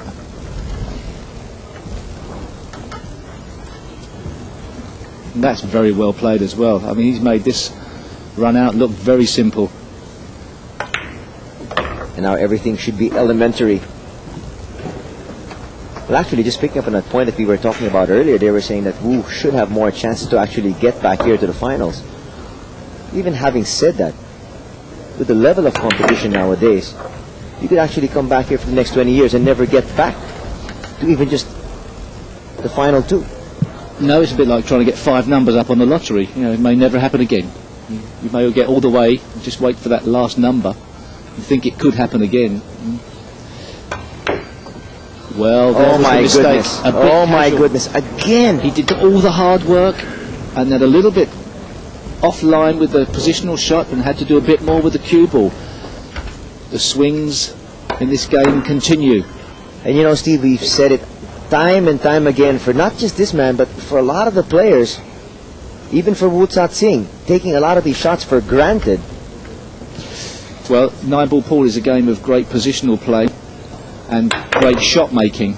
And you make a great shot, and a couple of them like Kuo has made earlier in this rack, and you think the hard work is done, and then you ease up for the ones that are a little easier than they would be under normal conditions. And here he has just handed a fantastic gift to his crosstown rival. And my goodness, he's going to take advantage of this, Steve. Well, he should do as well. He must be inspired by the mistakes that Kuo's coming out with. Chia Ching pulls forward here against Kuo Cheng, and Kuo Cheng can only just shake his head in dismay. Well, of the relative merits of the players, I would venture that Wu is the more talented of the two. If you're talking about raw ability, Kuo has obviously got experience on his side. He's not short of talent in any way. But is the story of this match going to be which player freezes the least when it gets down to the wire? When it comes to that situation, I always favour the talent over the knowledge. So if both players are a bit on the tight side, their arms just not flowing as well, I'd back Wu. Right now he's in the lead, leading 7-6 in this race to 17 battle. This is for the championship. This is for all the marbles. Chia Ching back on the table with a break. Oh. He put all his weight into that. Once again, he just what a break that hammers it. Monster of a break. Look at this. 3 balls down on the break, Stephen. Great position on the 2, and I think there is an alley. Look at the control on the cue ball there. Planted it right in the centre of the table. I hesitate to say it's a formality from here on in, but it's a formality from here on in. Well, we've said that a couple of times already in this match, and we've shot ourselves in the foot. That's what we're here for, as commentators. You have to do that. We have to go out on a limb, huh? Actually, it's the players shooting themselves in the foot, because they're the ones really with everything to play for. Right now, Chia Ching calling for the bridge. And he just goes through this rack quickly. Yes, the good thing about that is it magnifies the mistake by Kuo. The shock factor anyway. 1 minute Kuo looks like being 7 in front, would win a break. Next minute he's 8-6 behind and Wu's still at the table. And a lot of times when this guy gets on the table, he hardly relinquishes it. Another testy shot on the 8. He passes that one. Now the elementary shot on the 9. And so far, in this entire tournament, nothing has really come simple. Kuo Cheng just wondering, when will I get another chance? As far as this man is concerned, he wants to park Wu on that seat for quite a while. I like the composure he's shown there. He's not taking this for granted, even though it's a relatively easy shot. Straight in the middle there. He knocks it down, and he now leads 8-6 in this race to 17 battle. You're watching the 2005 Kaohsiung World Pool Championships.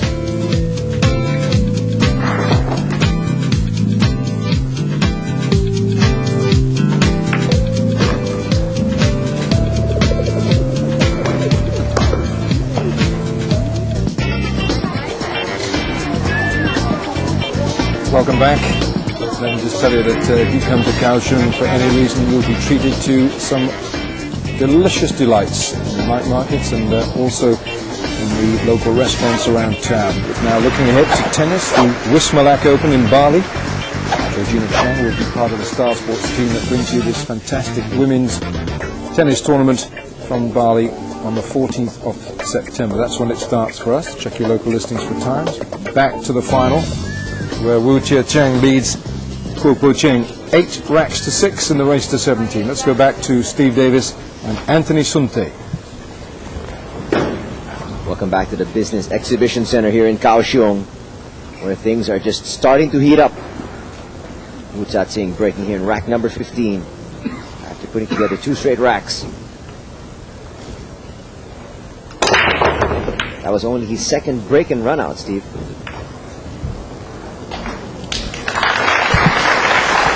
Well, here's his third.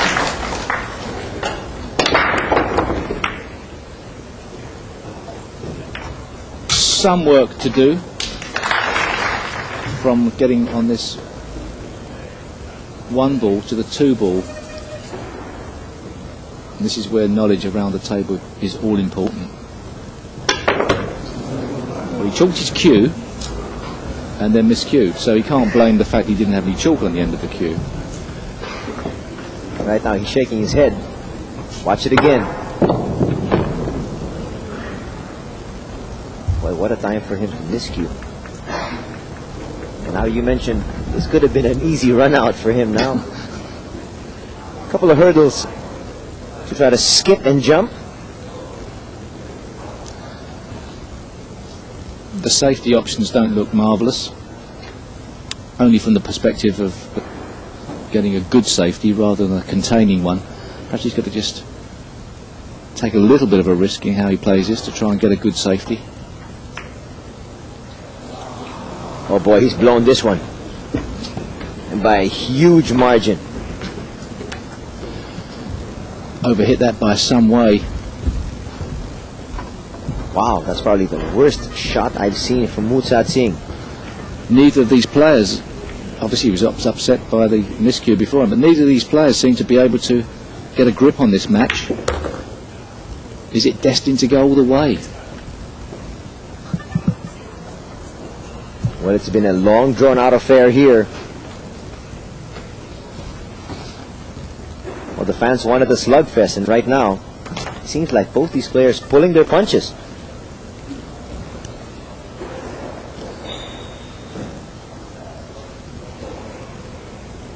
Shall we say another easy run out here, this time for Cole?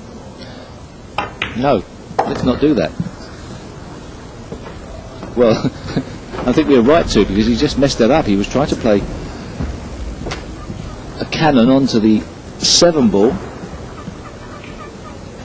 just underhit it slightly, and now has a very tricky 4 pot with no guarantee to be on the 5. He probably will be on, but he's got to pot the ball first. And he has not been up to the task as of late. This time he does. Still some more work to be done.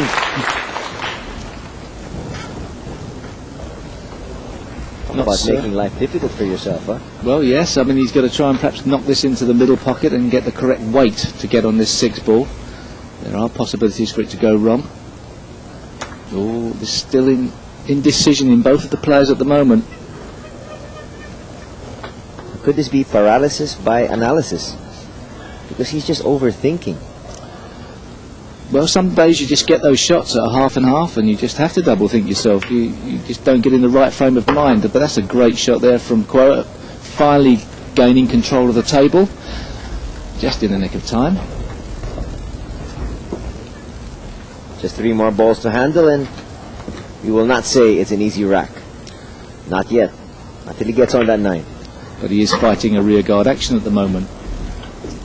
You would expect him to be a little freer of nerves from behind, strangely enough. There's nowhere to go, nothing to lose too much. He's not embarrassed by the scoreline, he's just playing catch-up. Sometimes that's an easier position to be in.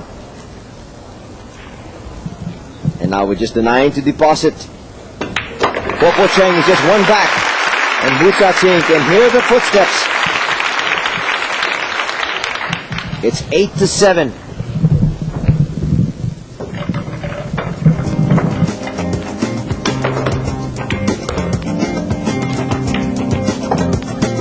That's it for Steve and myself.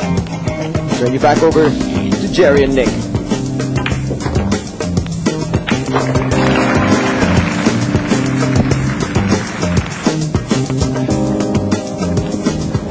Well, this one is staying tight. Track 16. 7-8. I thought there might be a little more of a gap at this point in the match. I can't get a handle on it, Jerry. You just keep thinking, okay, this fella's in and he's settled and he's got himself sorted out, and then something else goes wrong. They're like 2 fellas trying to start their cars on a damp day. You think you got it, and then it just cuts out again. a lot better from Pro. He'll be very happy with that look. Yeah, he'd like to have 10 more breaks like this. That'll do, yeah. But first of all, a chance to establish parity. Well, he's got to be awfully precise with where he puts this cue ball now to get to the 2, because position from the 2 to the 3 is probably the most difficult task he'll face this rack.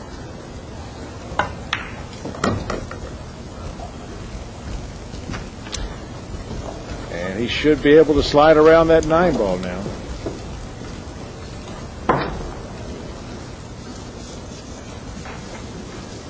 In fact, he can just draw off of this and go to the rail. Not even come close.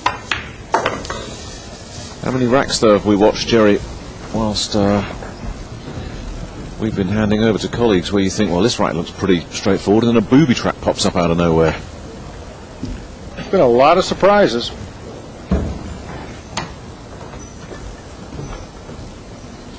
Just doesn't seem like they're as settled as they would like to be at this point.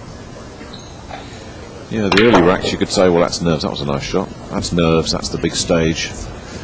But as you say, 15 racks in, this really should be flowing off the cue now, and it isn't. And there's another headache he's created for himself. He's made this really tough.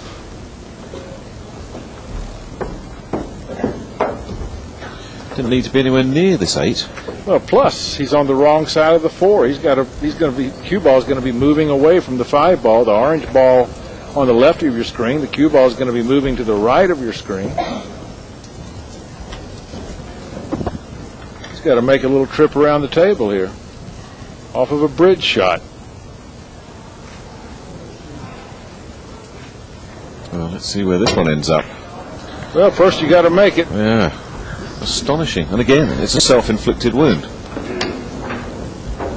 think he goes back to his chair muttering away. But he didn't need to be anywhere near this. No, he set himself up for the tragedy, and it bit him.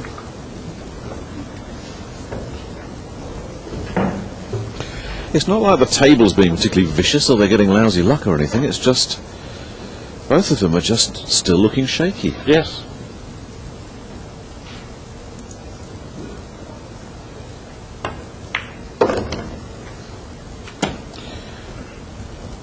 Oh no, Wu's okay. I thought he was going to get himself jammed up. Well, he has to make sure that 8 ball doesn't enter his life now.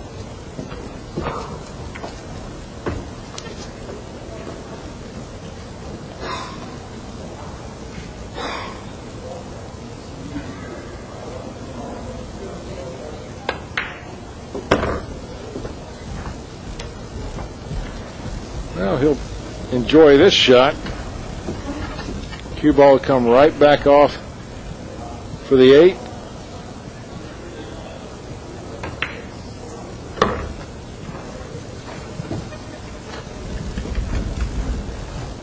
And once again, a capitalization off of a bad error that was just uncalled for. Yep. How often have we said that?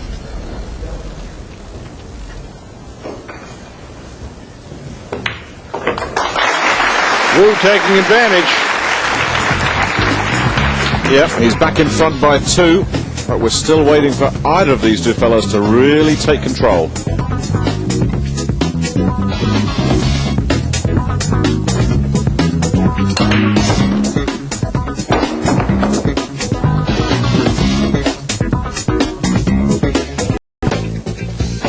Welcome back to Kaohsiung by night. But there's still lots of activity going on. It's a town in many ways that comes alive after dark, when the heat drops a little bit and all the bars and restaurants and street sellers come out to play. Well, we're watching pool, but we've got golf coming up. The Open Championship, the first round, starts Thursday, July 14th, 4 o'clock p.m. Hong Kong, 1:30 p.m. India on ESPN. Well, who's going to make the break for the border, Jerry? You just get a feeling one of these 2 fellas at this stage of the match has just got to bring the hammer down and take it. Yeah, somebody's got to get comfortable and start running. Various dignitaries of the good and the great of Kaohsiung in attendance. Rack 17, Wu to break, leading by 9 racks to 7. But the most important people of all in this auditorium are at the table. And here's one of them, Chia Ching. Can he possibly be world champion at the age of 16? Well, he's 8 racks away. Oh no! Oh, look at the action he got on that cue ball. So much, it's left the house. Well, another unforced error. He's got no one to blame for that but himself. So, and I tell you, when he comes up and has a look at the table, he's going to think, well, this is double damage because that ball just tries to leave the building. When the dust settles on this, I think this is another one that you can put into the Quo ledger.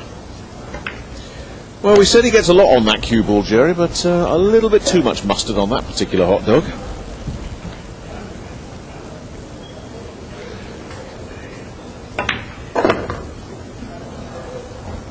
boy, if Wu takes this home and is world champion at 16, what a feat. By far the youngest champion of the modern era. I can only think of one player who's ever taken a world championship at younger than 16. That would be Laurie John Jones, who did it at 14. Well, he's not there yet. The fellow that looks like he's 14 may still have something to say about that.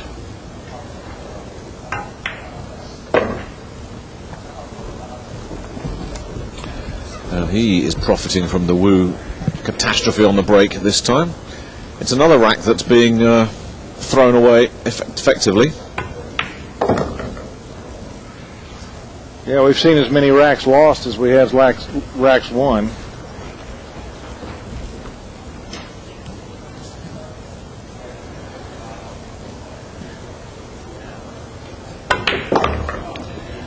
And the man that's been dubbed status in the press room here has got an opportunity to pull back to within one. Come on, Jerry, you must have heard of status quo. Oh, yes. You're not that old. He's too young to have heard of status quo, of course. So tight, just staying head to head.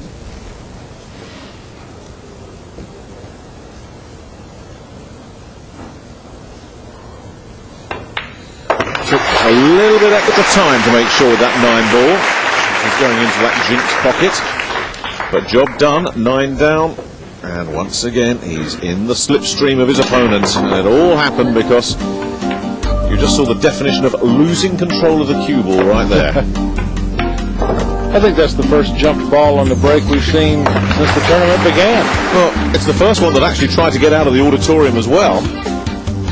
If our floor manager hadn't pounced on that, we'd still be looking for it.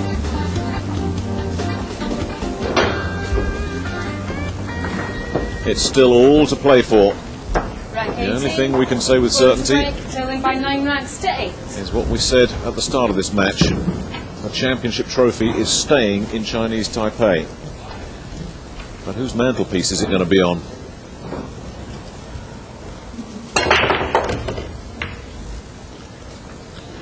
Wing ball down.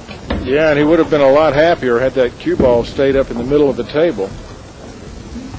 A long shot, and then really the story of this rack is where the 2 ball winds up. As you can see, it doesn't move very far. It's blocked from one of its pockets by the 5, so a bit of position to be played here.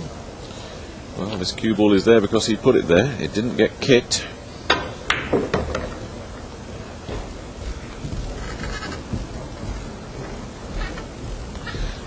Could have been a lot easier than this. Had he stopped a diamond up the rail, he could have been playing a stop shot here. Instead, he has to go for the safety. And he left a window. Yeah, doesn't get much at all, does he? That's been one of the features of this final for me. Quo and Steve Davis will attest to this from personal experience. Quo's safety play has been terrific in this whole tournament. And he's easily playing his worst safety match of the whole campaign. Yeah, he's failing to hide time after time. Whoa. I think Wu has got a touch of quo-itis there. That wasn't exactly a hide, was it? No, it wasn't. A couple of nervous, clumsy arms out there.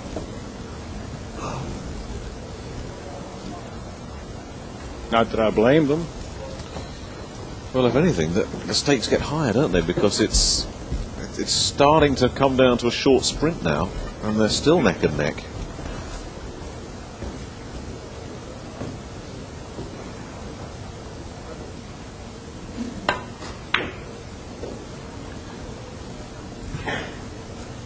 Well, he worked that out.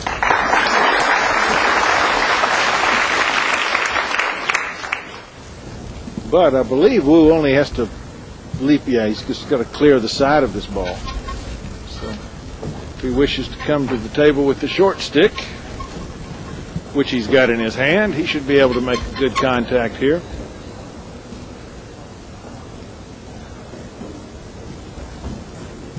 I wonder if Wu will be thinking to himself, I could deposit this. I think he is thinking that. It certainly is makeable. Here he goes. It will be one superb shot if he does it.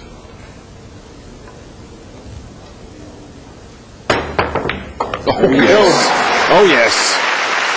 Now just put the brakes on.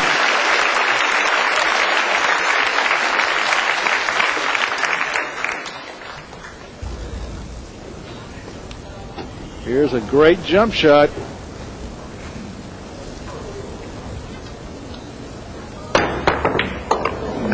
You see these Chinese Thai players doing that all the time, Jerry. You think to yourself, well, maybe they're a bit lucky there. And then the next one goes in as well. And the one after that. Grandmother delighted. Yeah, the jump shot's just become a regular part of the game now.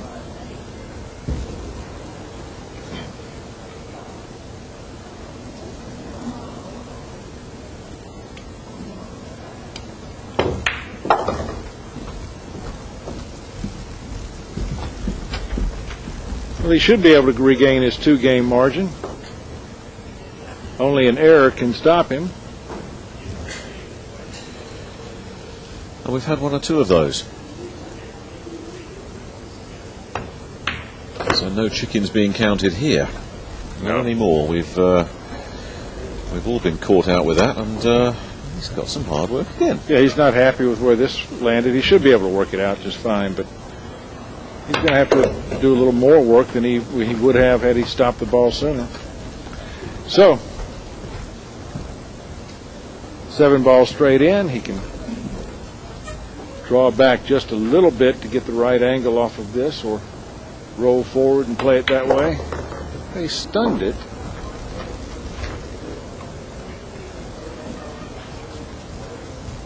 It may appear straighter to us than it is. He would like to be able to come off the right-hand rail. If he has to draw straight back, it's...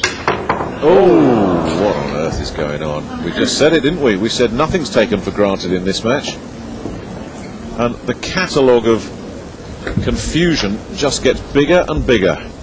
How can you explain this? Well, you know, yesterday when we were watching him, we were talking about him, how he was working that chalk on the cue. I haven't seen him be working that chalk tonight. I bet we do from now on. I'll bet. And that's 2 errors, a jump ball off the table, and now a miscue that we hadn't seen all week. Jerry, this is 3 racks since you and I came back into the commentary box. Right. All 3 of them have been given away. Right. It's incredible. And instead of 10-8, it's 9-9. Each player doing his best to keep the other man in the game. It mystifies me, this game, Jerry. How does the same guy play a jump shot to put the 1 ball down and then completely mess up on a wide open 8? I'll never work this out in the same rack. I guess it's why we watch the game and why these fellas have to play them. Nothing goes according to any pre-arranged script. People still filing in. The mayor of Kaohsiung is in the house. Politicians worldwide working that hand. And just as you said, Jerry, Chia Ching working his chalk.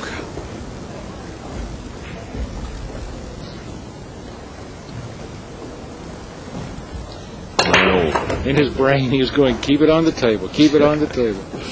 Oh, he doesn't want that one to drop, and it has. Well, it's still okay. Yeah, he's okay. He's close enough for 2 ball to be able to work this out.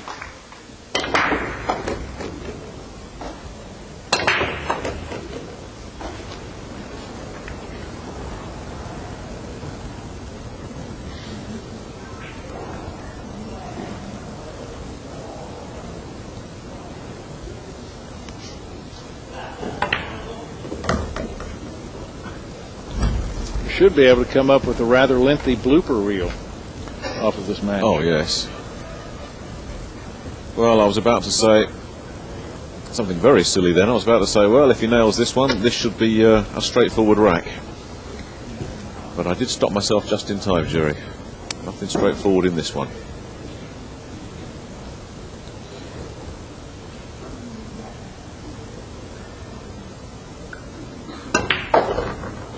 Wow, he's pulled that out. If it doesn't scratch. He got away with it. Well, that's 2 pretty good pots. Yeah, but look how far he's having to make the cue ball travel on these shots. He's not getting in line. He's on the rail. The cue ball's going to do some work again. Now he's in line.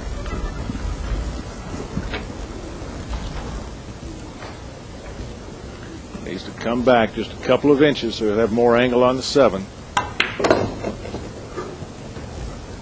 Well, he's lucky that rolled up as close as it did. That gave him the angle.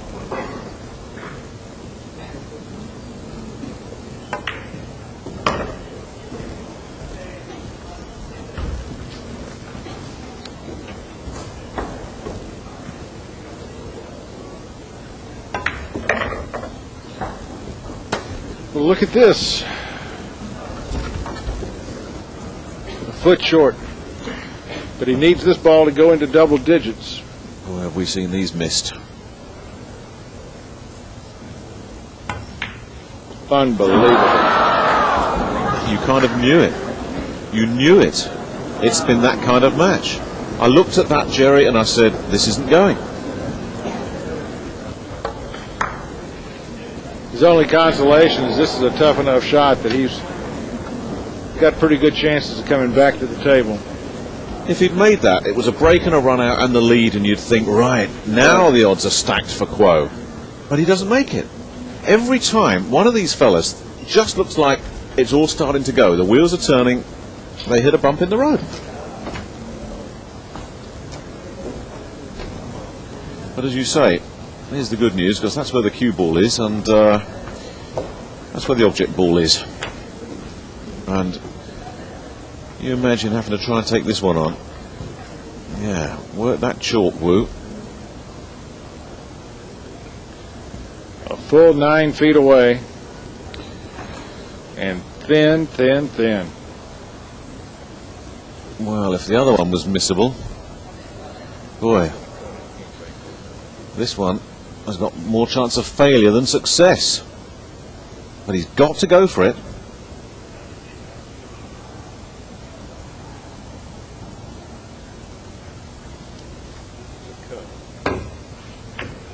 Very nicely played cut. The finest of cuts.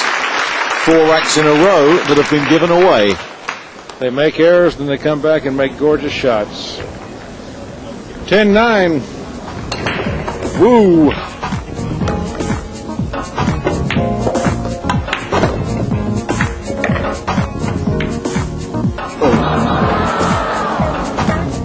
I'm not complaining, Jerry. I mean, the quality of play is not what you'd be hoping for in a World Championship final, but for drama, this one's got everything. You don't know what's coming next. It's like turning the pages of a thriller.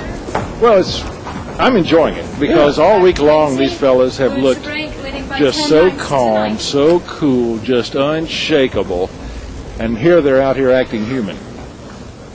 So, let's face it, human interest stories are much more interesting than methodical machines going about their work. Now, he lost the cue ball last time. Don't tell me we got a dry break. I won't believe it. It does appear. And a shot on the one for Kuo. Oof.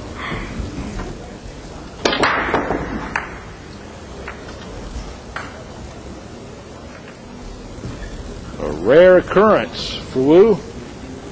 Have nothing fall, and for Kuo, given that the 3-ball passes the 6, he should be able to tie this match up.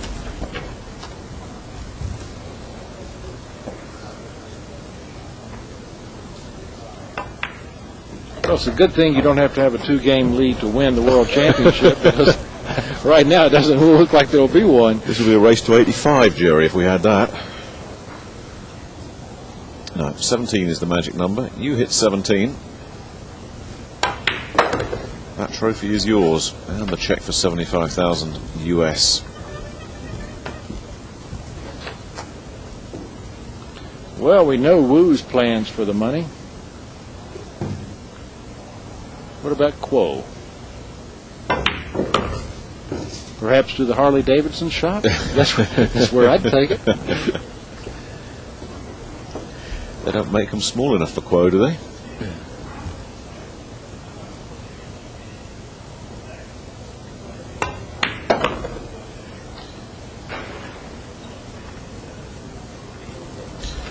Well, all he's got to do is play for position now on the 7.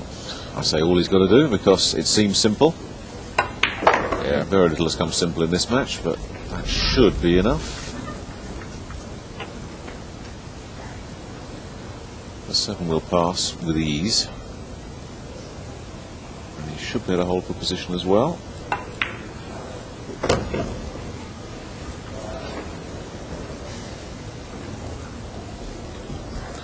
This is the moment we start closing our eyes, Jerry, because this is when the fire alarms start going off. Well, you saw him stand up quickly. He thought that he was rushing that shot. He wanted to take another look at this aiming point. He's played that nicely, and having missed one 9-ball into this pocket, he's not going to miss another. And we have a cleared rack. 10-10. It's a race to 7. That's it for me and Jerry. It'll be Jim Weich and Bob Guerrero in the commentary box when we return.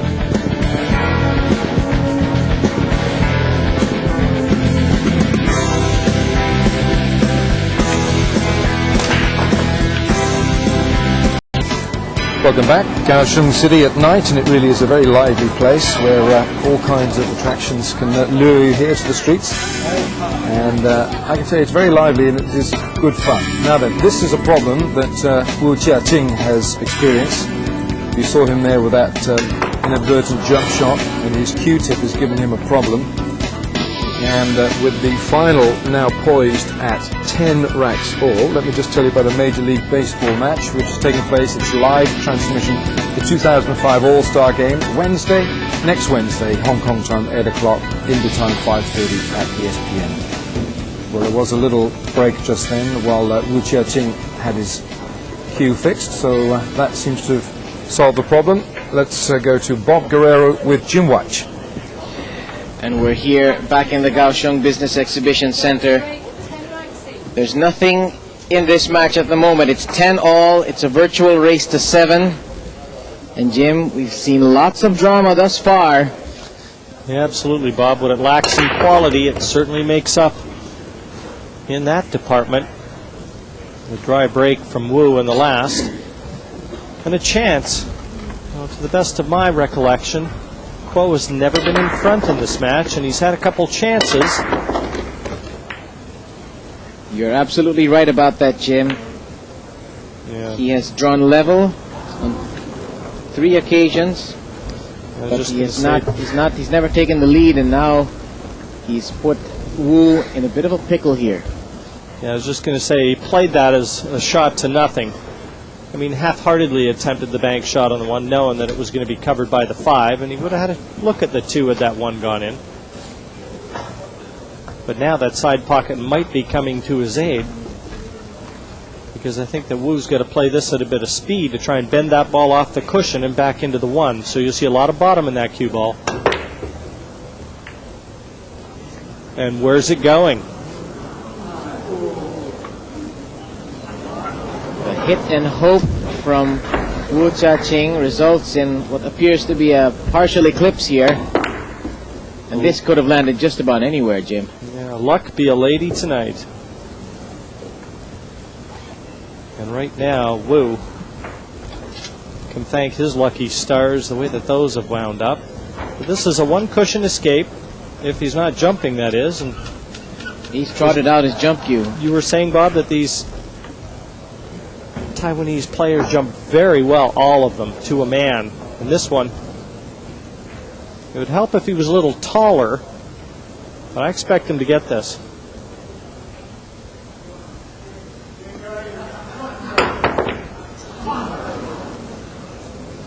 A narrow miss there by Kuo Cheng. Very awkward cueing, bridging situation. Yeah, it just looked like that cue ball was out in the middle of the table. Just enough to make things uncomfortable for Kuo there. And what's worse is he just left a gilt-edged opportunity now for Wu. With both players leaving many gilt-edged opportunities on the table. So Wu will have to buckle down. And you know, coming out of the break there, we saw the shots of the two miscues by Chia Ching. Of course, I think if your tip isn't as grippy as, or you know, if it's a bit shiny, that can happen. But in my experience, Jim, oftentimes when players miscue, it's really because of their stroke. You know, they just don't strike it well at that certain time. Well, the real danger, Bob, is more the mental game you play with yourself. You start having tip trouble, and it compounds itself in your mind. And now every time you know you've got to start digging into that cue ball, negative thoughts come in. And that's the secret of success in this game, is you've got to get those negative thoughts out of your mind.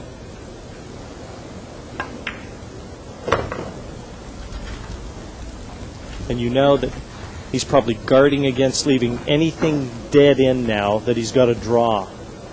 And so, you know, he's probably playing a little different mind game with himself just to avoid any more embarrassment. As of the moment, he is very much in line to take a vital one-rack lead.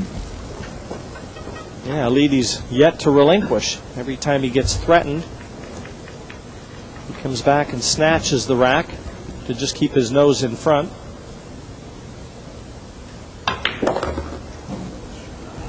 And see, he's overdrawn that. Again, all these thoughts are swirling in his head, and he's just uncertain exactly how to cue the white. And this 9 is a lot more difficult than it should have been. But he's showing a lot of maturity, just resettling himself a lot like a golfer would over a putt when he's been disturbed. Goes through the routine again, eyeing up the ball and controlling his emotions.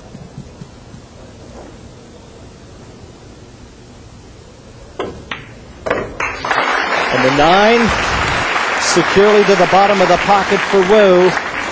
And 11-10 confirmed here in Kaohsiung. The 16-year-old World Junior Championship finalist. That was the shot I thought Kuo might knock in, but not to be, and allowed Wu back to the table, and he didn't need another chance.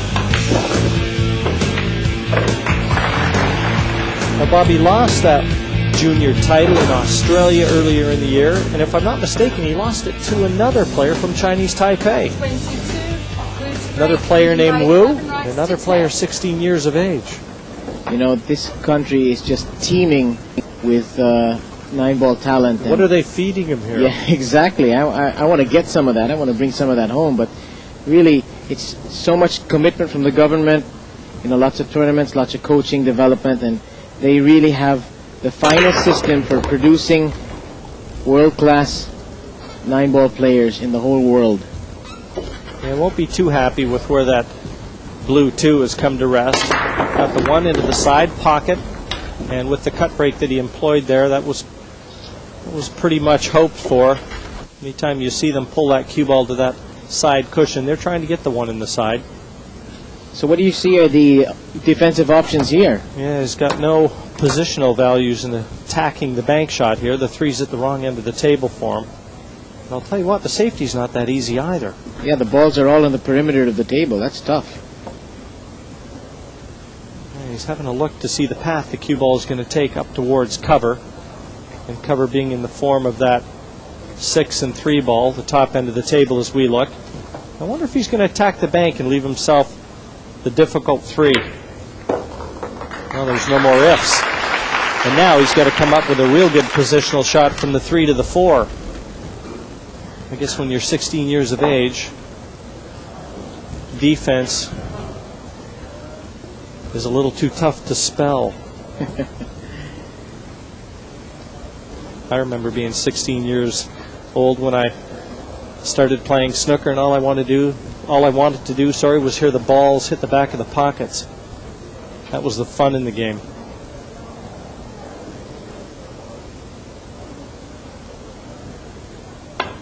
It certainly would be quite a story. The 16-year-old did secure the world title, and that 3 thought about staying on the table, Bob. Anxious moments, I'm sure, for Wu. And those anxious moments might be continuing here because he's awfully straight on this pink 4.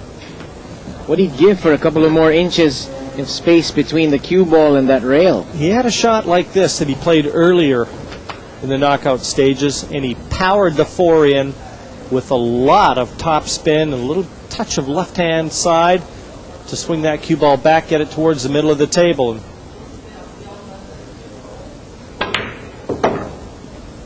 Well, like he just played it right there. There's the reprise from Wu. Didn't quite get as much left-hand spin, Bob, as he wanted. He wanted this a little straighter. And I don't know whether that 6 passes the top left corner past the 8. If it doesn't, he may have to slam this to the back of the pocket and go side cushion, and get back over the left-hand side. Now, another shot would be to play a lot of left-hand spin, go around the back of the 9, and I think that's the shot that he's going to favor. And I'll tell you what, this is missable.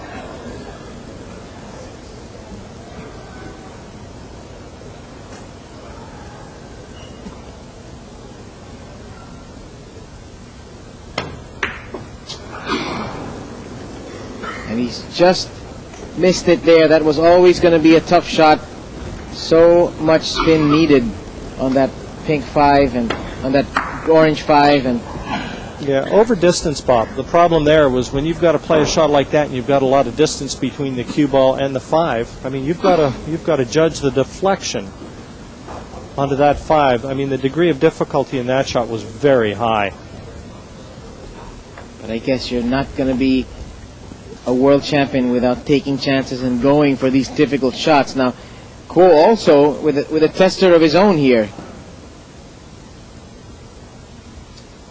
This is so difficult, Al, because he's got a jack up, and that 8 is in the way as well. Well, he also understands the moment, and again, the opportunity has been turned over, possibly when he didn't expect it. So he's got to gather his emotions and embrace the pressure.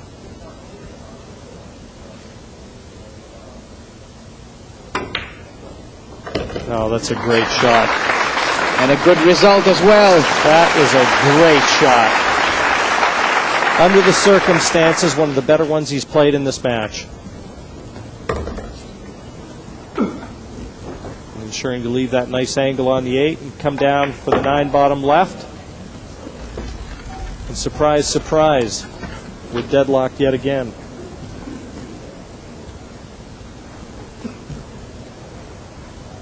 It's gut check time, and Cheng from Chinese Taipei is proving that he's up to the test. He has drawn level yet again. We're tied at 11. And now it's turned into a virtual race to 6. Well, it was a great shot that Wu made on the 4. Should have afforded him better position to the 5. He just left himself a little too much to do to secure that rack, and in the end, turned it over to Kuo. But with the break in hand, as a 27-year-old Track 23. Going to try and establish the first lead in this match. Neither one of these running away and hiding. Such is the pressure of the World Championship final. Wing ball down. Eights eventually found some gravity, and once again, you know, these balls are really not cooperating, Jim. No, not at all. Another scrappy lay of the land here for Kuo. You really can't see him attacking from here.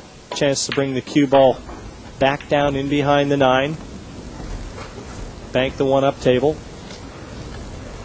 And again, he'd like to be about 6 inches taller.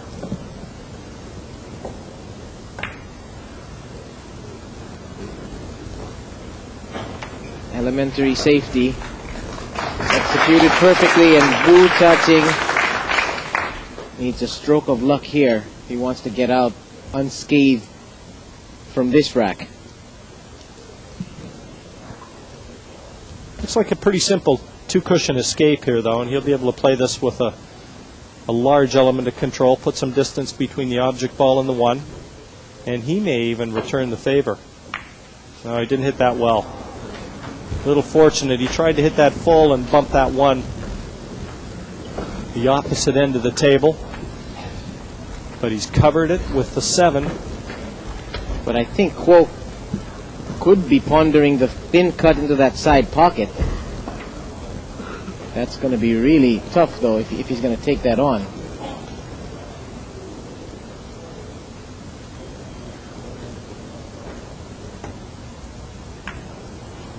Yeah, it just didn't afford any position, Bob.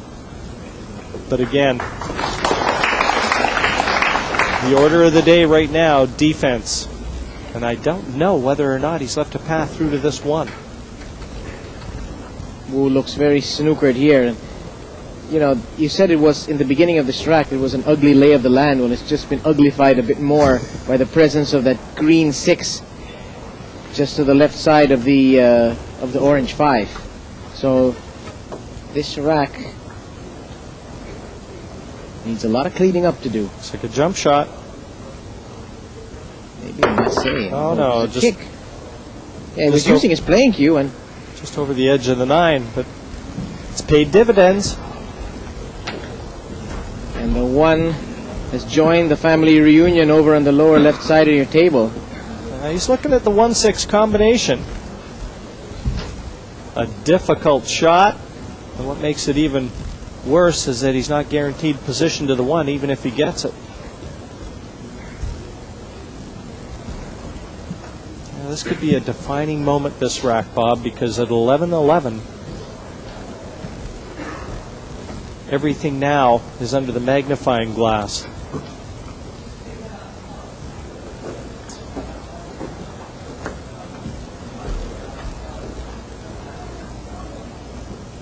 But I mean, the safety is no more difficult than going for the 1-6 combination. Looks like he may try and even jack up on this. He trusts to luck a little bit, but you can't have a lot of room between that cushion and the cue ball.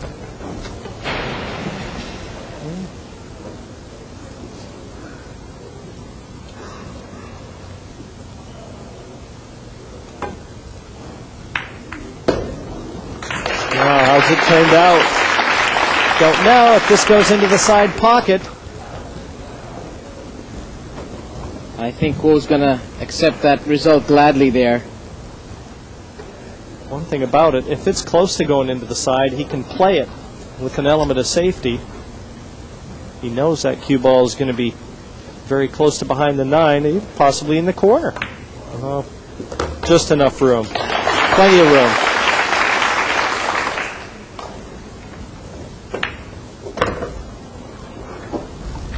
Kuo Cheng, it appears, is going to have his first taste of the lead in this final. He can just negotiate these last 3 balls. A real psychological body blow, that one too, because Wu probably felt like he had got away with the shot, you know, leaving quote difficult 1-6. So it's almost a a double whammy as far as Wu is concerned.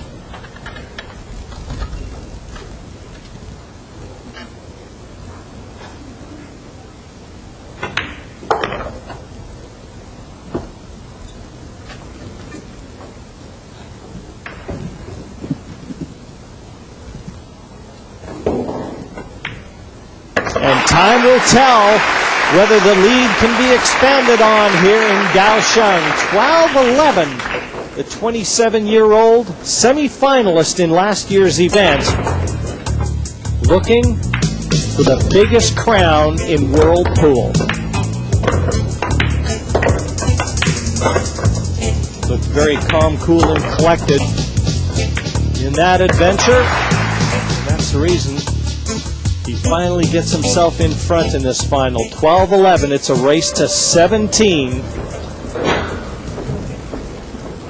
There's the mayor of Kaohsiung City, and they've really put on a great show for all the players, officials, and spectators here. The 2005 World Pool Championship will be long remembered as a terrific event, and it's moving to a thrilling conclusion here because Kuo Po Cheng, we've seen stop and go 9-ball. Perhaps it's time for us to see some break and run outs and get back to offense, but this is not clear to me, Jim, if this one passes into that corner pocket. I think judging by his body language, it might. He's finally gotten in front in this one. Is he going to put a little daylight between himself and Wu? The crowds coming into this final were lengthy, up to a couple hours before the outset. Boy, didn't need to be quite so close to his work there. Again, he's still not flowing as sweetly as he might like with that cue arm. Some anxious moments. Now around the back of the 9. 3 cushions back for the 6, top right.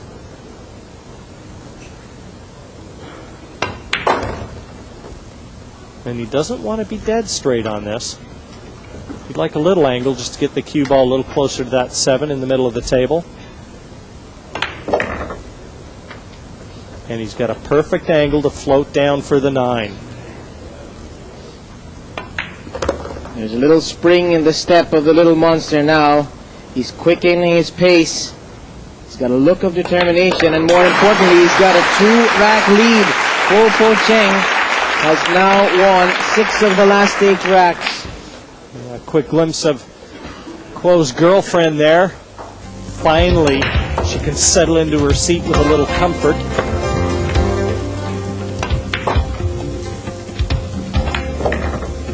You know, she's starting to enjoy things a little more now.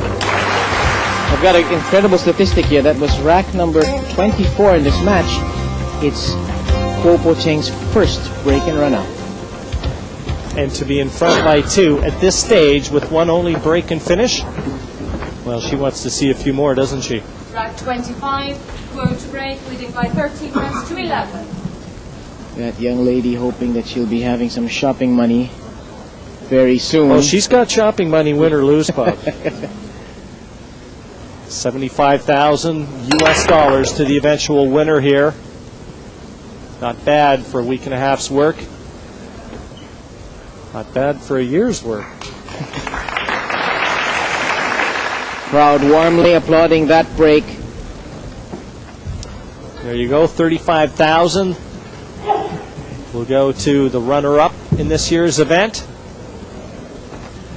Largest purse in the world on offer here in Kaohsiung.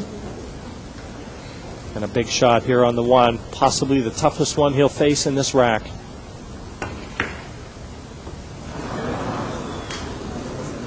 And just when we thought Kuo Po Cheng had ironed out all the kinks in his stroke, he tries a long thin cut on the 1, and he hit that one very thick. That one hit the rail about an inch after contact.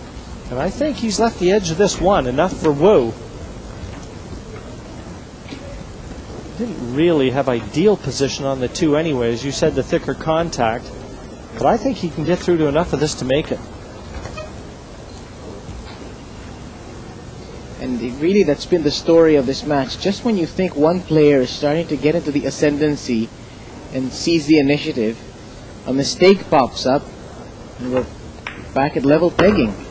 No, I didn't intend cannoning a 4, and that's disaster. Ball in hand. And with ball in hand, well, I'll tell you what, he's got a couple options here. He'll have a quick look at the 4-9 combination, I'm sure, but that's horrendous. And Kuo probably leapt out of his chair. The 2 in the open, he's looking at the 3. The possibility of the 4-9 looms large. And Wu, there is the picture of a man suffering right now, surrounded by all the negative thoughts that you know are swirling. Now he's got a great angle here to drop back for the 4 to the same pocket, so he's not looking at the 4-9. And he just wants an angle here to get the cue ball over to the 5. He's straight. Oh, he's got a little bit of it. Oh no, he's just fine. No, he's played that nicely. But he's got to stretch for this one. These are anxious moments right now. Oh, he's playing it with his weaker left hand. No, I think he's doing the right thing here by eschewing the left hand and going here for the rake. Wants to try and draw this back for the 6 to the top left corner, but this is a key shot. And I think he'll take that. It's going to be a difficult 6, but he looked awful unsteady with that rest. Now once again, he's thinking of the left-handed shot here. The nice thing about this, doesn't need to worry about position on the brown 7 at all. He goes for safety. How about that? How about that decision, Jim? I'll tell you what, I think a lot of players would have attacked the 6. Obviously not too comfortable playing left-handed. I guess he didn't want to go for a second straight shot on using the rest. Didn't like his chances there. Well, he's also too clear the first time in the match, and he doesn't want to turn it over with a mistake.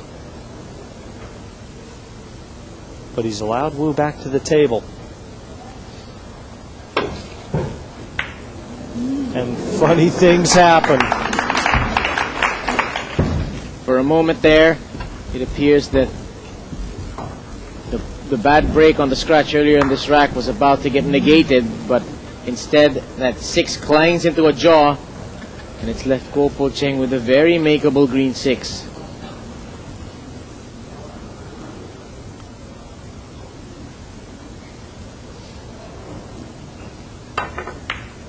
He's getting to the stage in this match where the nerves are again going to play a major role, and that of course assuming that he's settled in by now. This is going to be where all those countless hours of practice are going to come into play, and where muscle memory kicks in. Straight 9 for a 3-rack lead.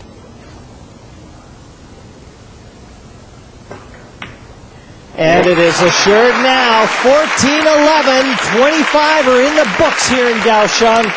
And we're going to turn it over to Anthony Suntai and Steve Davis to take you home.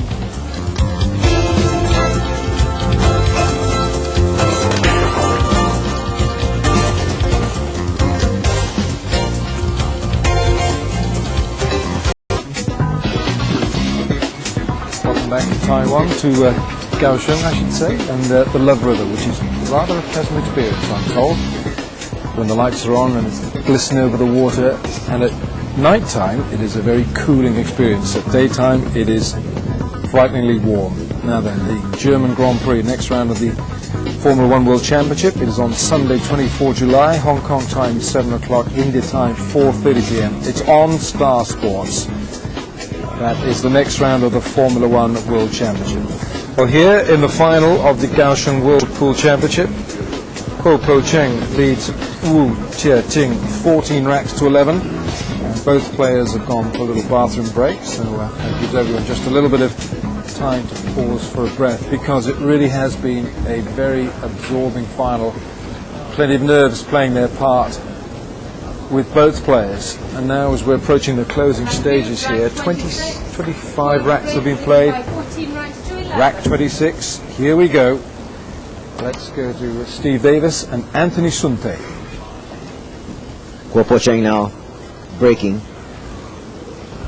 enjoying a 3-point lead, the biggest lead of the match so far for Guo Cheng. Trying to increase it even further. Does he have a good look at the one? I think he does. Yes, he certainly does.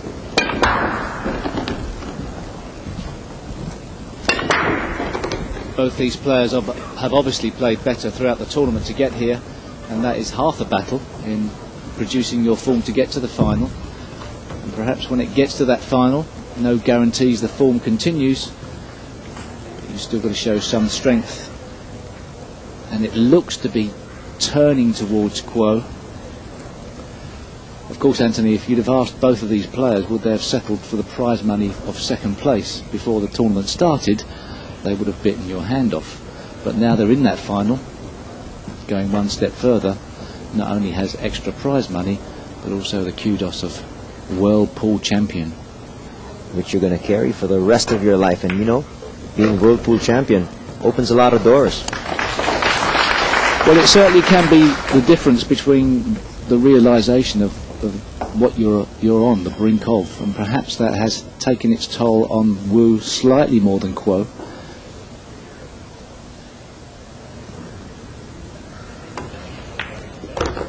It would have been, and still could be, a monumental feat for Wu to win the World Championship at such an early age.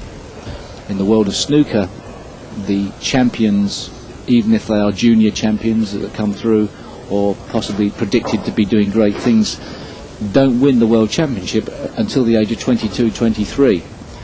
We had in the world of snooker recently the first or the youngest ever winner of a ranking event, one of the youngest anyway, Ding Junhui from China, who won at the age of 17, I believe. But for a 16-year-old to win the World Pool Championship would have been quite incredible, really. And he still has the chance, even though advantage Guo. Right now the window is closing as far as Chia Ching is concerned, but right now in total control of the table is Guo Cheng, and obviously he doesn't want to relinquish it. And possibly that 3-rack cushion is starting to make him feel just a fraction more comfortable. He's overrun that by a ball's width, which makes this 6-ball missable. So perhaps his time at the table may help him in correctly applying the right spins and pace on this shot, and that's a great shot down the rail. And a very appreciative crowd knowing the importance of that shot here in Kaohsiung. Now once again this rack has opened up for Guo Cheng, and he's looking like much comfortable camper, trying to build the biggest lead of the match for either player here.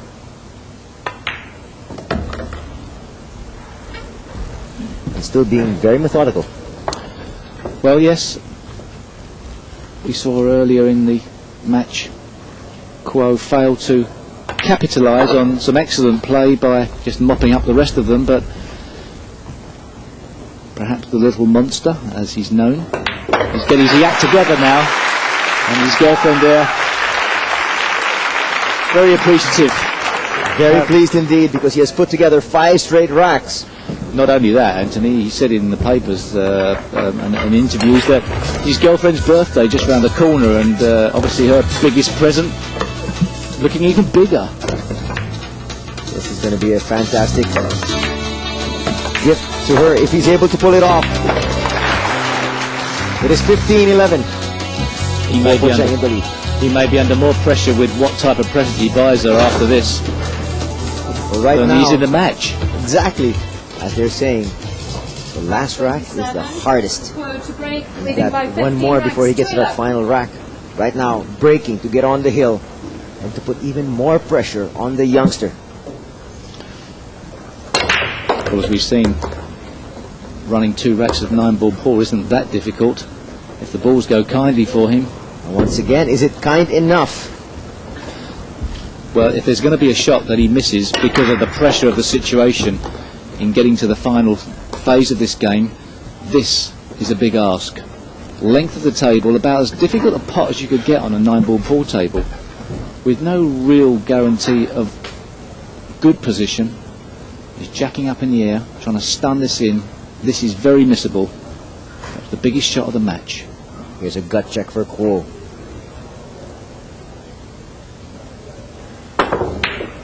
And he misses. Where's the ball going? It's very important for Kuo that he gets some type of lead from this. Well, he's not got a pot on, but he has got control of the table, or the possibility of control of the table. Could that be a turning point in the match? He was a long way out with that, but it was a very difficult shot. Wu needs a good safety. Has it poked its nose out? Oh my goodness, I think he's overrun this. By quite a way, and is it potable? That's risky into the middle. But he could cut it into the corner. That's going to be another tough cut. There is the element of safety behind the 5. He could cut this in and play the insurance shot behind the 5. Would he go for that? If he's gutsy, he can actually go for the side pocket, though the angle is so acute. I think the cut behind the 5's got options. Let's see what he decides on. Going down to the corner. Oh, no insurance. Oh boy, I think he's got a lane here. I'm talking about Wu. Looks like he can see just enough of this 4 to pot it into that corner. Yes, he can.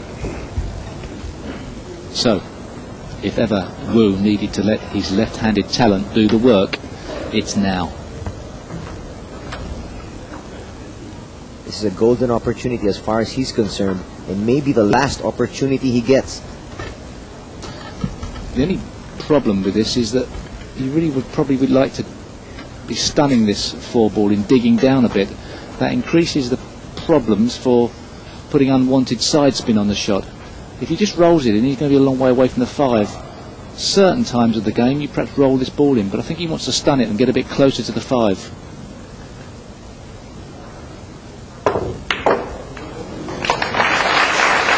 Well, he got collision on the 7 that could have gone anywhere, but it's come out nicely. And an appreciative round of applause there from obviously the Wu fans in the crowd. And this looks to be done and dusted. So important, winner breaks, the chance to start to dominate a few racks on the trot. A lifeline for Wu. Can he grab it?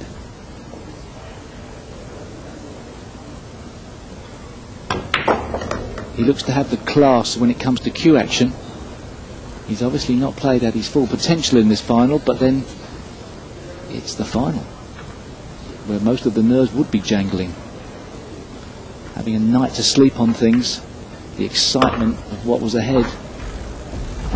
And the realization of what could be. Yes, exactly. And sometimes, you know, you're amongst your friends and family who get more excited than you, and it rubs off. So whether he had a good night's sleep or not, it's not been the best of days, but he's still in there with a shout.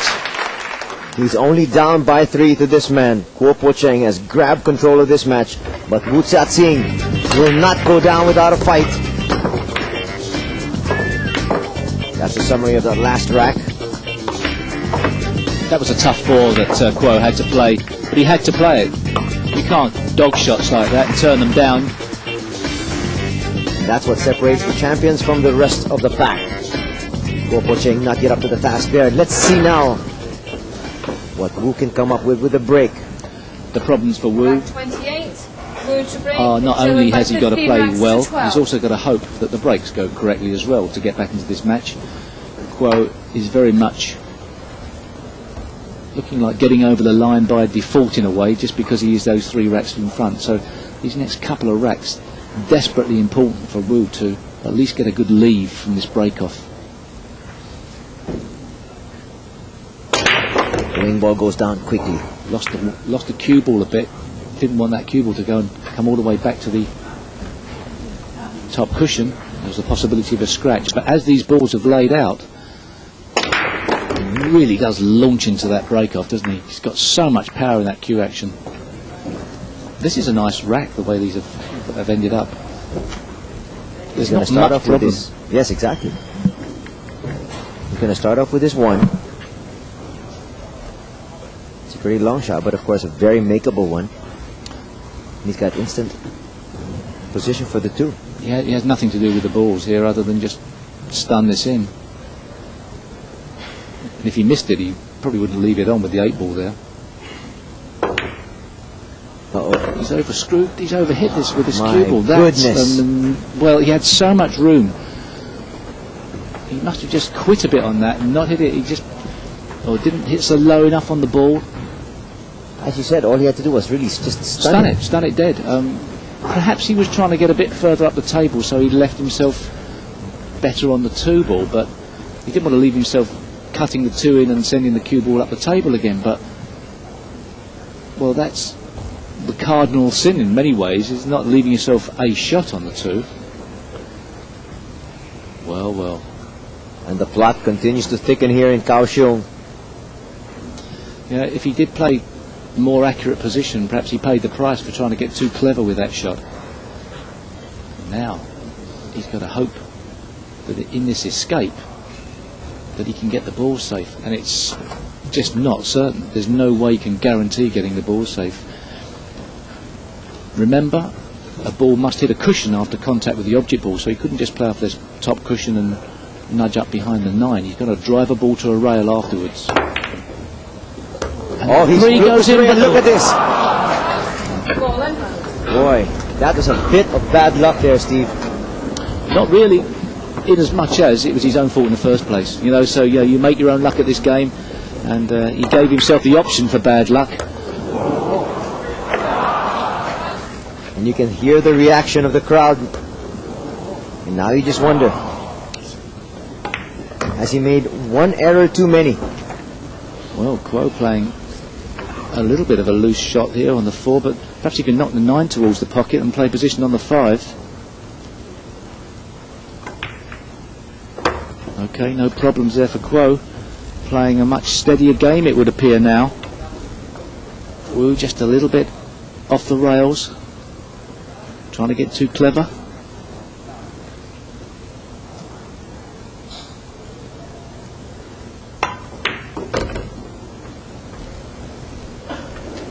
Not as natural a cue action as Wu, but effective at the game of 9-ball. And you'd have to say, Anthony, that it looks all Kuo now. He seems to have suffered early in this match, but survived that panic and has now become the more assured player. Now just 2 more balls to pocket. Looking out to deposit this 9.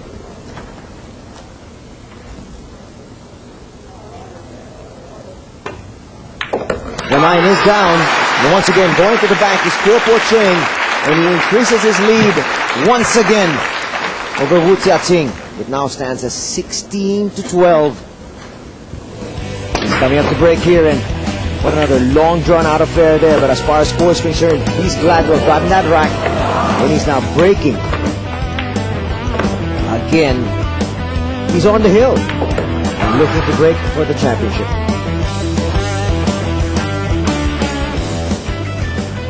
Just one more. Can he steady his nerves here, Steve? Well, he's got a nice cushion. That makes things a little easier. It's not been the greatest of finals. Rack 29, Kuo to break, leading by So 16 will take racks it any to 12. which way he can. Exactly, that's what I was going to say. You actually have to get to the final to give yourself a chance to win it. So it's all about consistency over the week. And you must admit that even though perhaps Wu has had the flashes of brilliance, Kuo has been the more consistent. But once again, Wu given a little bit of a lifeline. No obvious shot for Kuo, unless he can play the 2 onto the 9 and try and make the 2 into the right hand corner, and he would also leave a safety shot should he miss. A straightforward in-off, effectively stun shot with the the cue ball, leaving himself on the 3, hit the right-hand side of the 9 ball as we now look, sends the 2 ball towards the pocket, or did he just roll up behind the 6 and drive a ball to a rail? And then that does ask the question of Wu. It's still advantage Kuo in this rack. Oh, quite definitely. And at the same time, as you mentioned, with a great margin to rest on, maybe he'd like to test the youngster once again. Ball's got to hit a rack. Ball's got to hit a cushion. If it doesn't, it's a foul. Oh my goodness. It's a foul shot, exactly. What a time for that to happen here for Wu. That is a monumental error.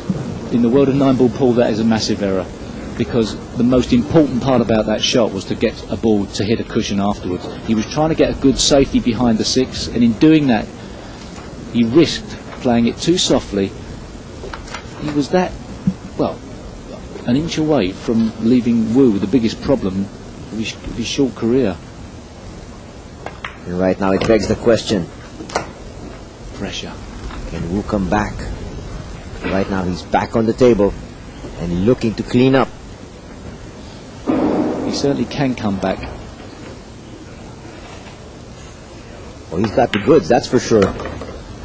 What I don't know is whether he's capable of, at this stage of the tournament, keeping himself together to run 5 racks on a 9-ball pool table. I'm not saying he hasn't got the capability and the technique and talent, but it would be a shame should a stupid error present this match to Kuo, especially after Kuo has balked at clinching this. Exactly.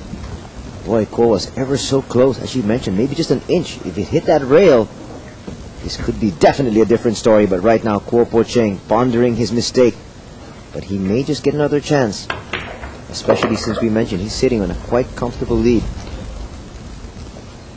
But that lead can go away in a flash here, Steve. Well, it can go away a lot quicker than it can on a snooker table, that's for certain.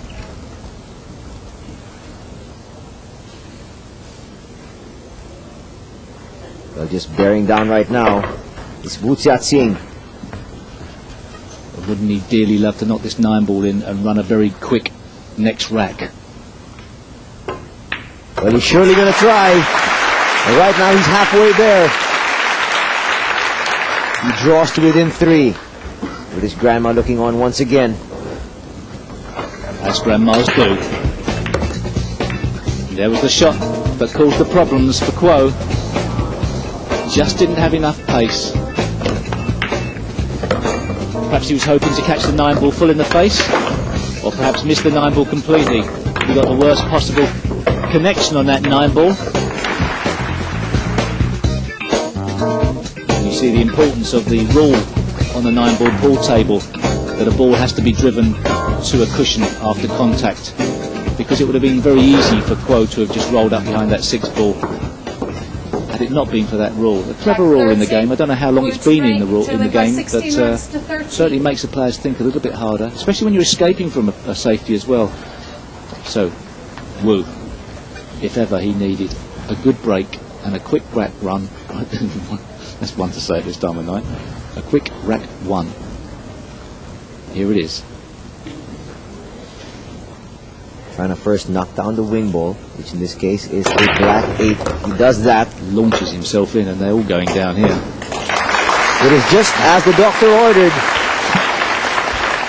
To maybe calm himself down, give him some more of that momentum back, and look at this, a great shot at the 2. He's shown great composure all week. He just needs to keep it together now and hope that Kuo cracks up somewhat.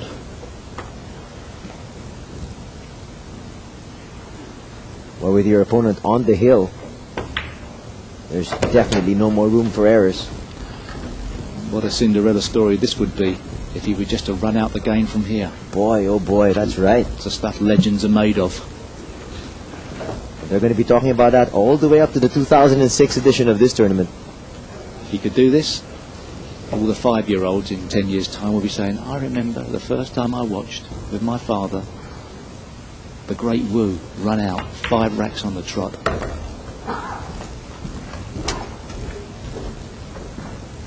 He's got to take it one ball at a time, one rack at a time, and not take anything for granted. But it's at the situation in the match where he can't afford to take anything for granted. It may be just the tonic he needs. Can he let his obvious talent, with his left hand has been so phenomenal throughout this tournament, can he just let it flow? Can he run 5 racks?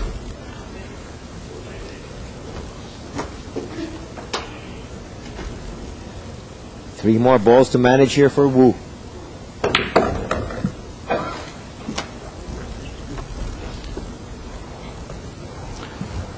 Kuo still has some breathing space, so he isn't wriggling too much in his chair just yet. But what about if another one goes awry?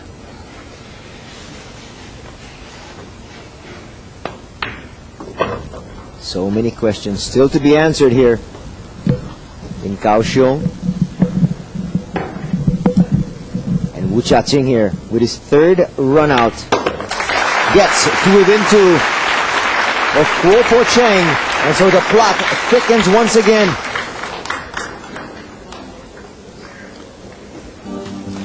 Perhaps those prayers are being answered. The grandmother puts her hands together. Who would dare deny her the chance for her grandson to become one of the greats of 9-ball pool?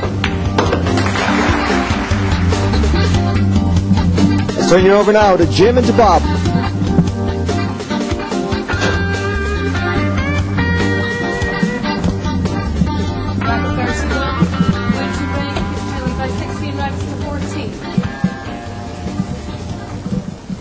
Well, Bob, or sorry, Bob, you've changed. Nick Halling alongside Jim Weich, and Nick, I'll tell you what, very quickly this match has a serious pulse. Tense moments out there. It's not been a classic, Jim. Nobody would try and argue that, but for dramatic content, this match is right up there. And we haven't got to the last chapter yet. Look at this, Wu's got another shot. It's a match you can't take your eyes off. I remember in the knockout stages, last 32, Raj Hundal and Rodney Morris. Hundal was on the verge of a victory, leading 9-6. Morris took the last 4 breaks and outs to snatch victory from the jaws of defeat, and that is what Wu was trying to do here. And you know something for me, Nick, his pace is quickened. Is that good or bad? That's the question. Time will tell. There's been so many errors in this match coming from both cues. One more now and you feel that will be the last nail. And you know something? When you give a match up for lost, sometimes the pressure is gone. All of a sudden that back arm loosens. But I can also tell you the pressure comes back very quickly when all of a sudden you realize you're in with a chance again.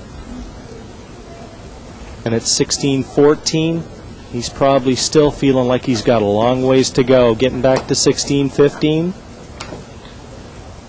we start getting nervous in the comm box. Well, we are. It's sweaty palm time up here.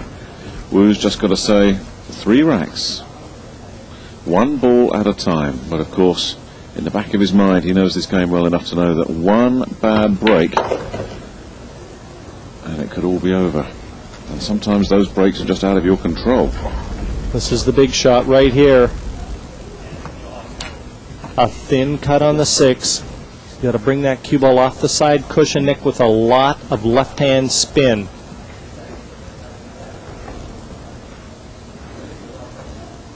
Again, settling himself. Well, if he misses this, Jim, this championship is over. What a pressure shot. Geez, he lifted up. I'm not too sure he thought it was in. He was up very quickly off the cue.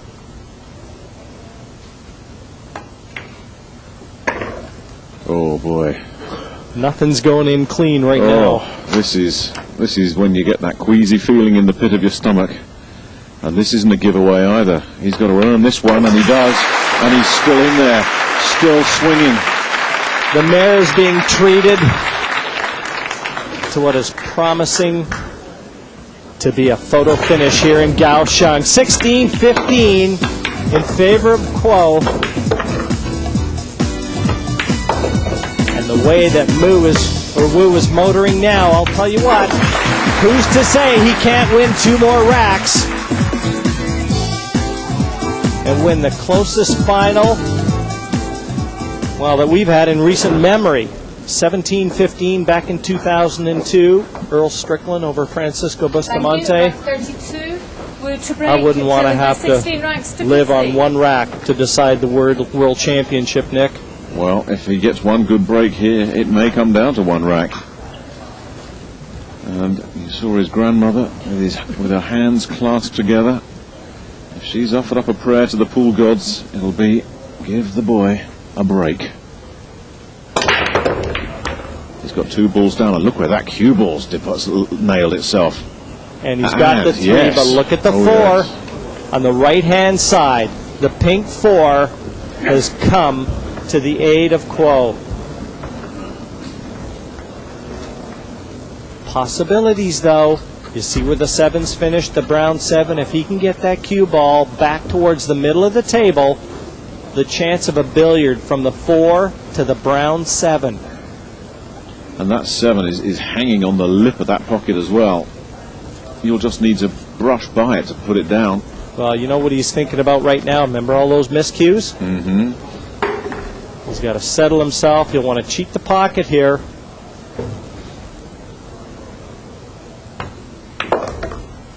This looks pretty good.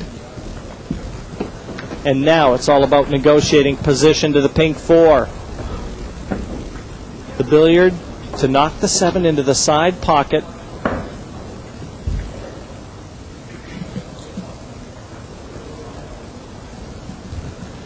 Boy, doesn't this shot look so easy from up here? There are people all around the world saying, well, what you got to do is this, what you got to do is that. But you put yourself in this young man's shoes. The World Championship, you are 2 racks from the title, but knowing that one slip and it may be gone. Every shot a pressure shot. Does he get the break he needs? He wants that to travel a bit more. Is that enough? Yeah, it's not bad, Nick. He can play this with a lot of bottom and right-hand spin and swing that cue ball off the 2 cushions and back for the 5. Should be no danger to avoid the 9 here. But my goodness. So much pressure. It's intense out there. And I'm sure you could hear a pin drop in that arena. Another really awkward shot, and Wu, I think, doing the right thing. Can you imagine the adrenaline, the emotions swirling through his brain and body right now? He's just got to get it under control, and this fella is just sitting there saying, I've got to stay cool, because I may get another shot at this.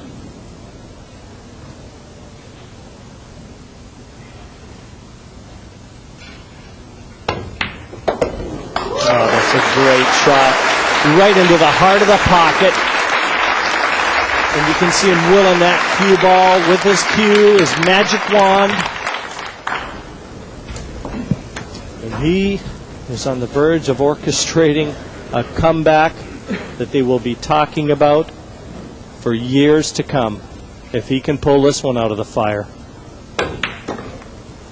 Well, it looks like he's going to join Kuo on the hill. If he can just nail 3 more balls, and what must he be thinking?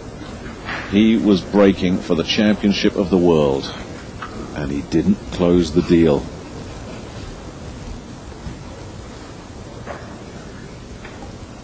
He's perfect on this 6.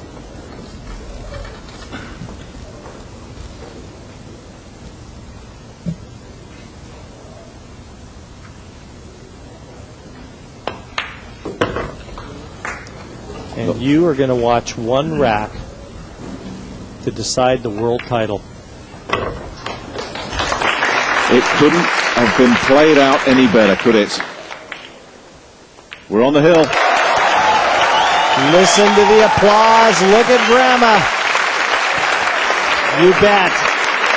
Fully deserving These two have served up a treat here tonight. Almost a shame there has to be a loser, Nick. Your heart is going to go out to whoever loses this one.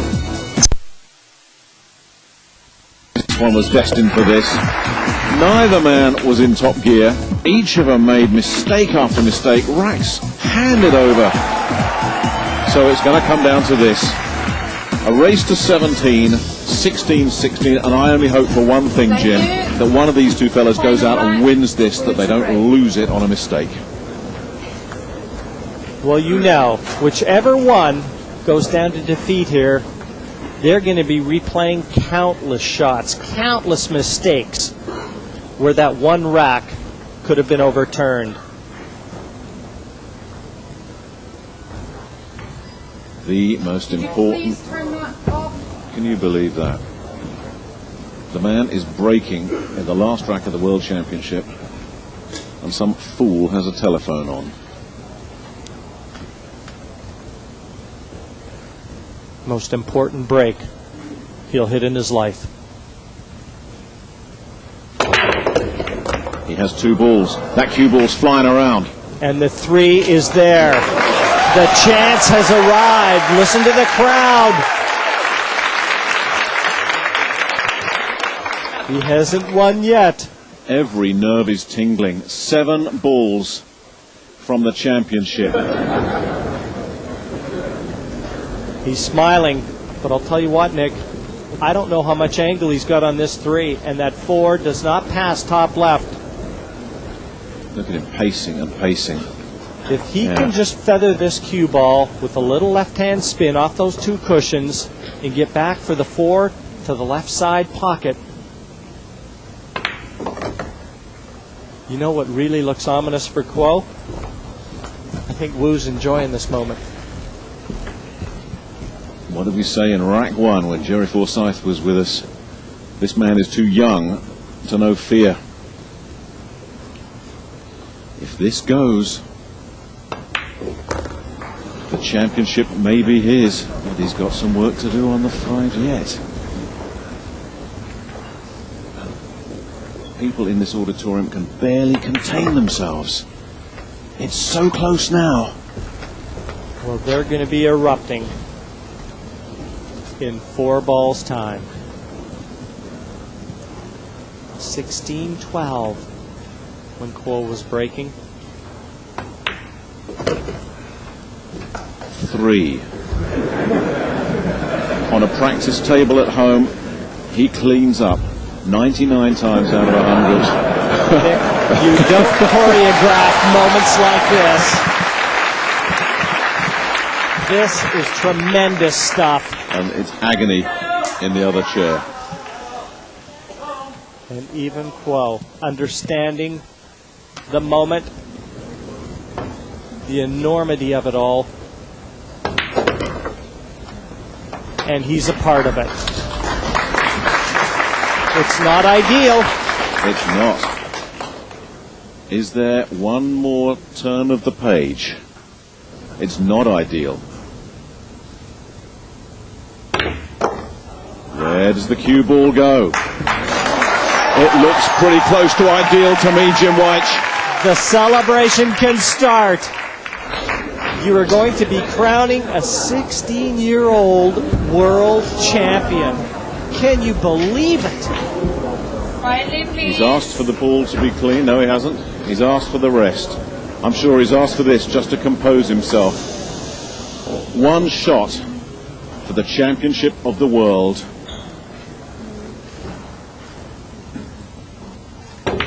It's there, Nick. He's done it. The last 5 racks in a row.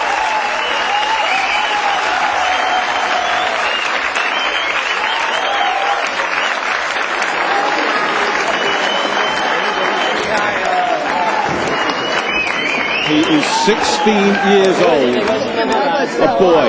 But tonight, Chia Ching is a giant among men.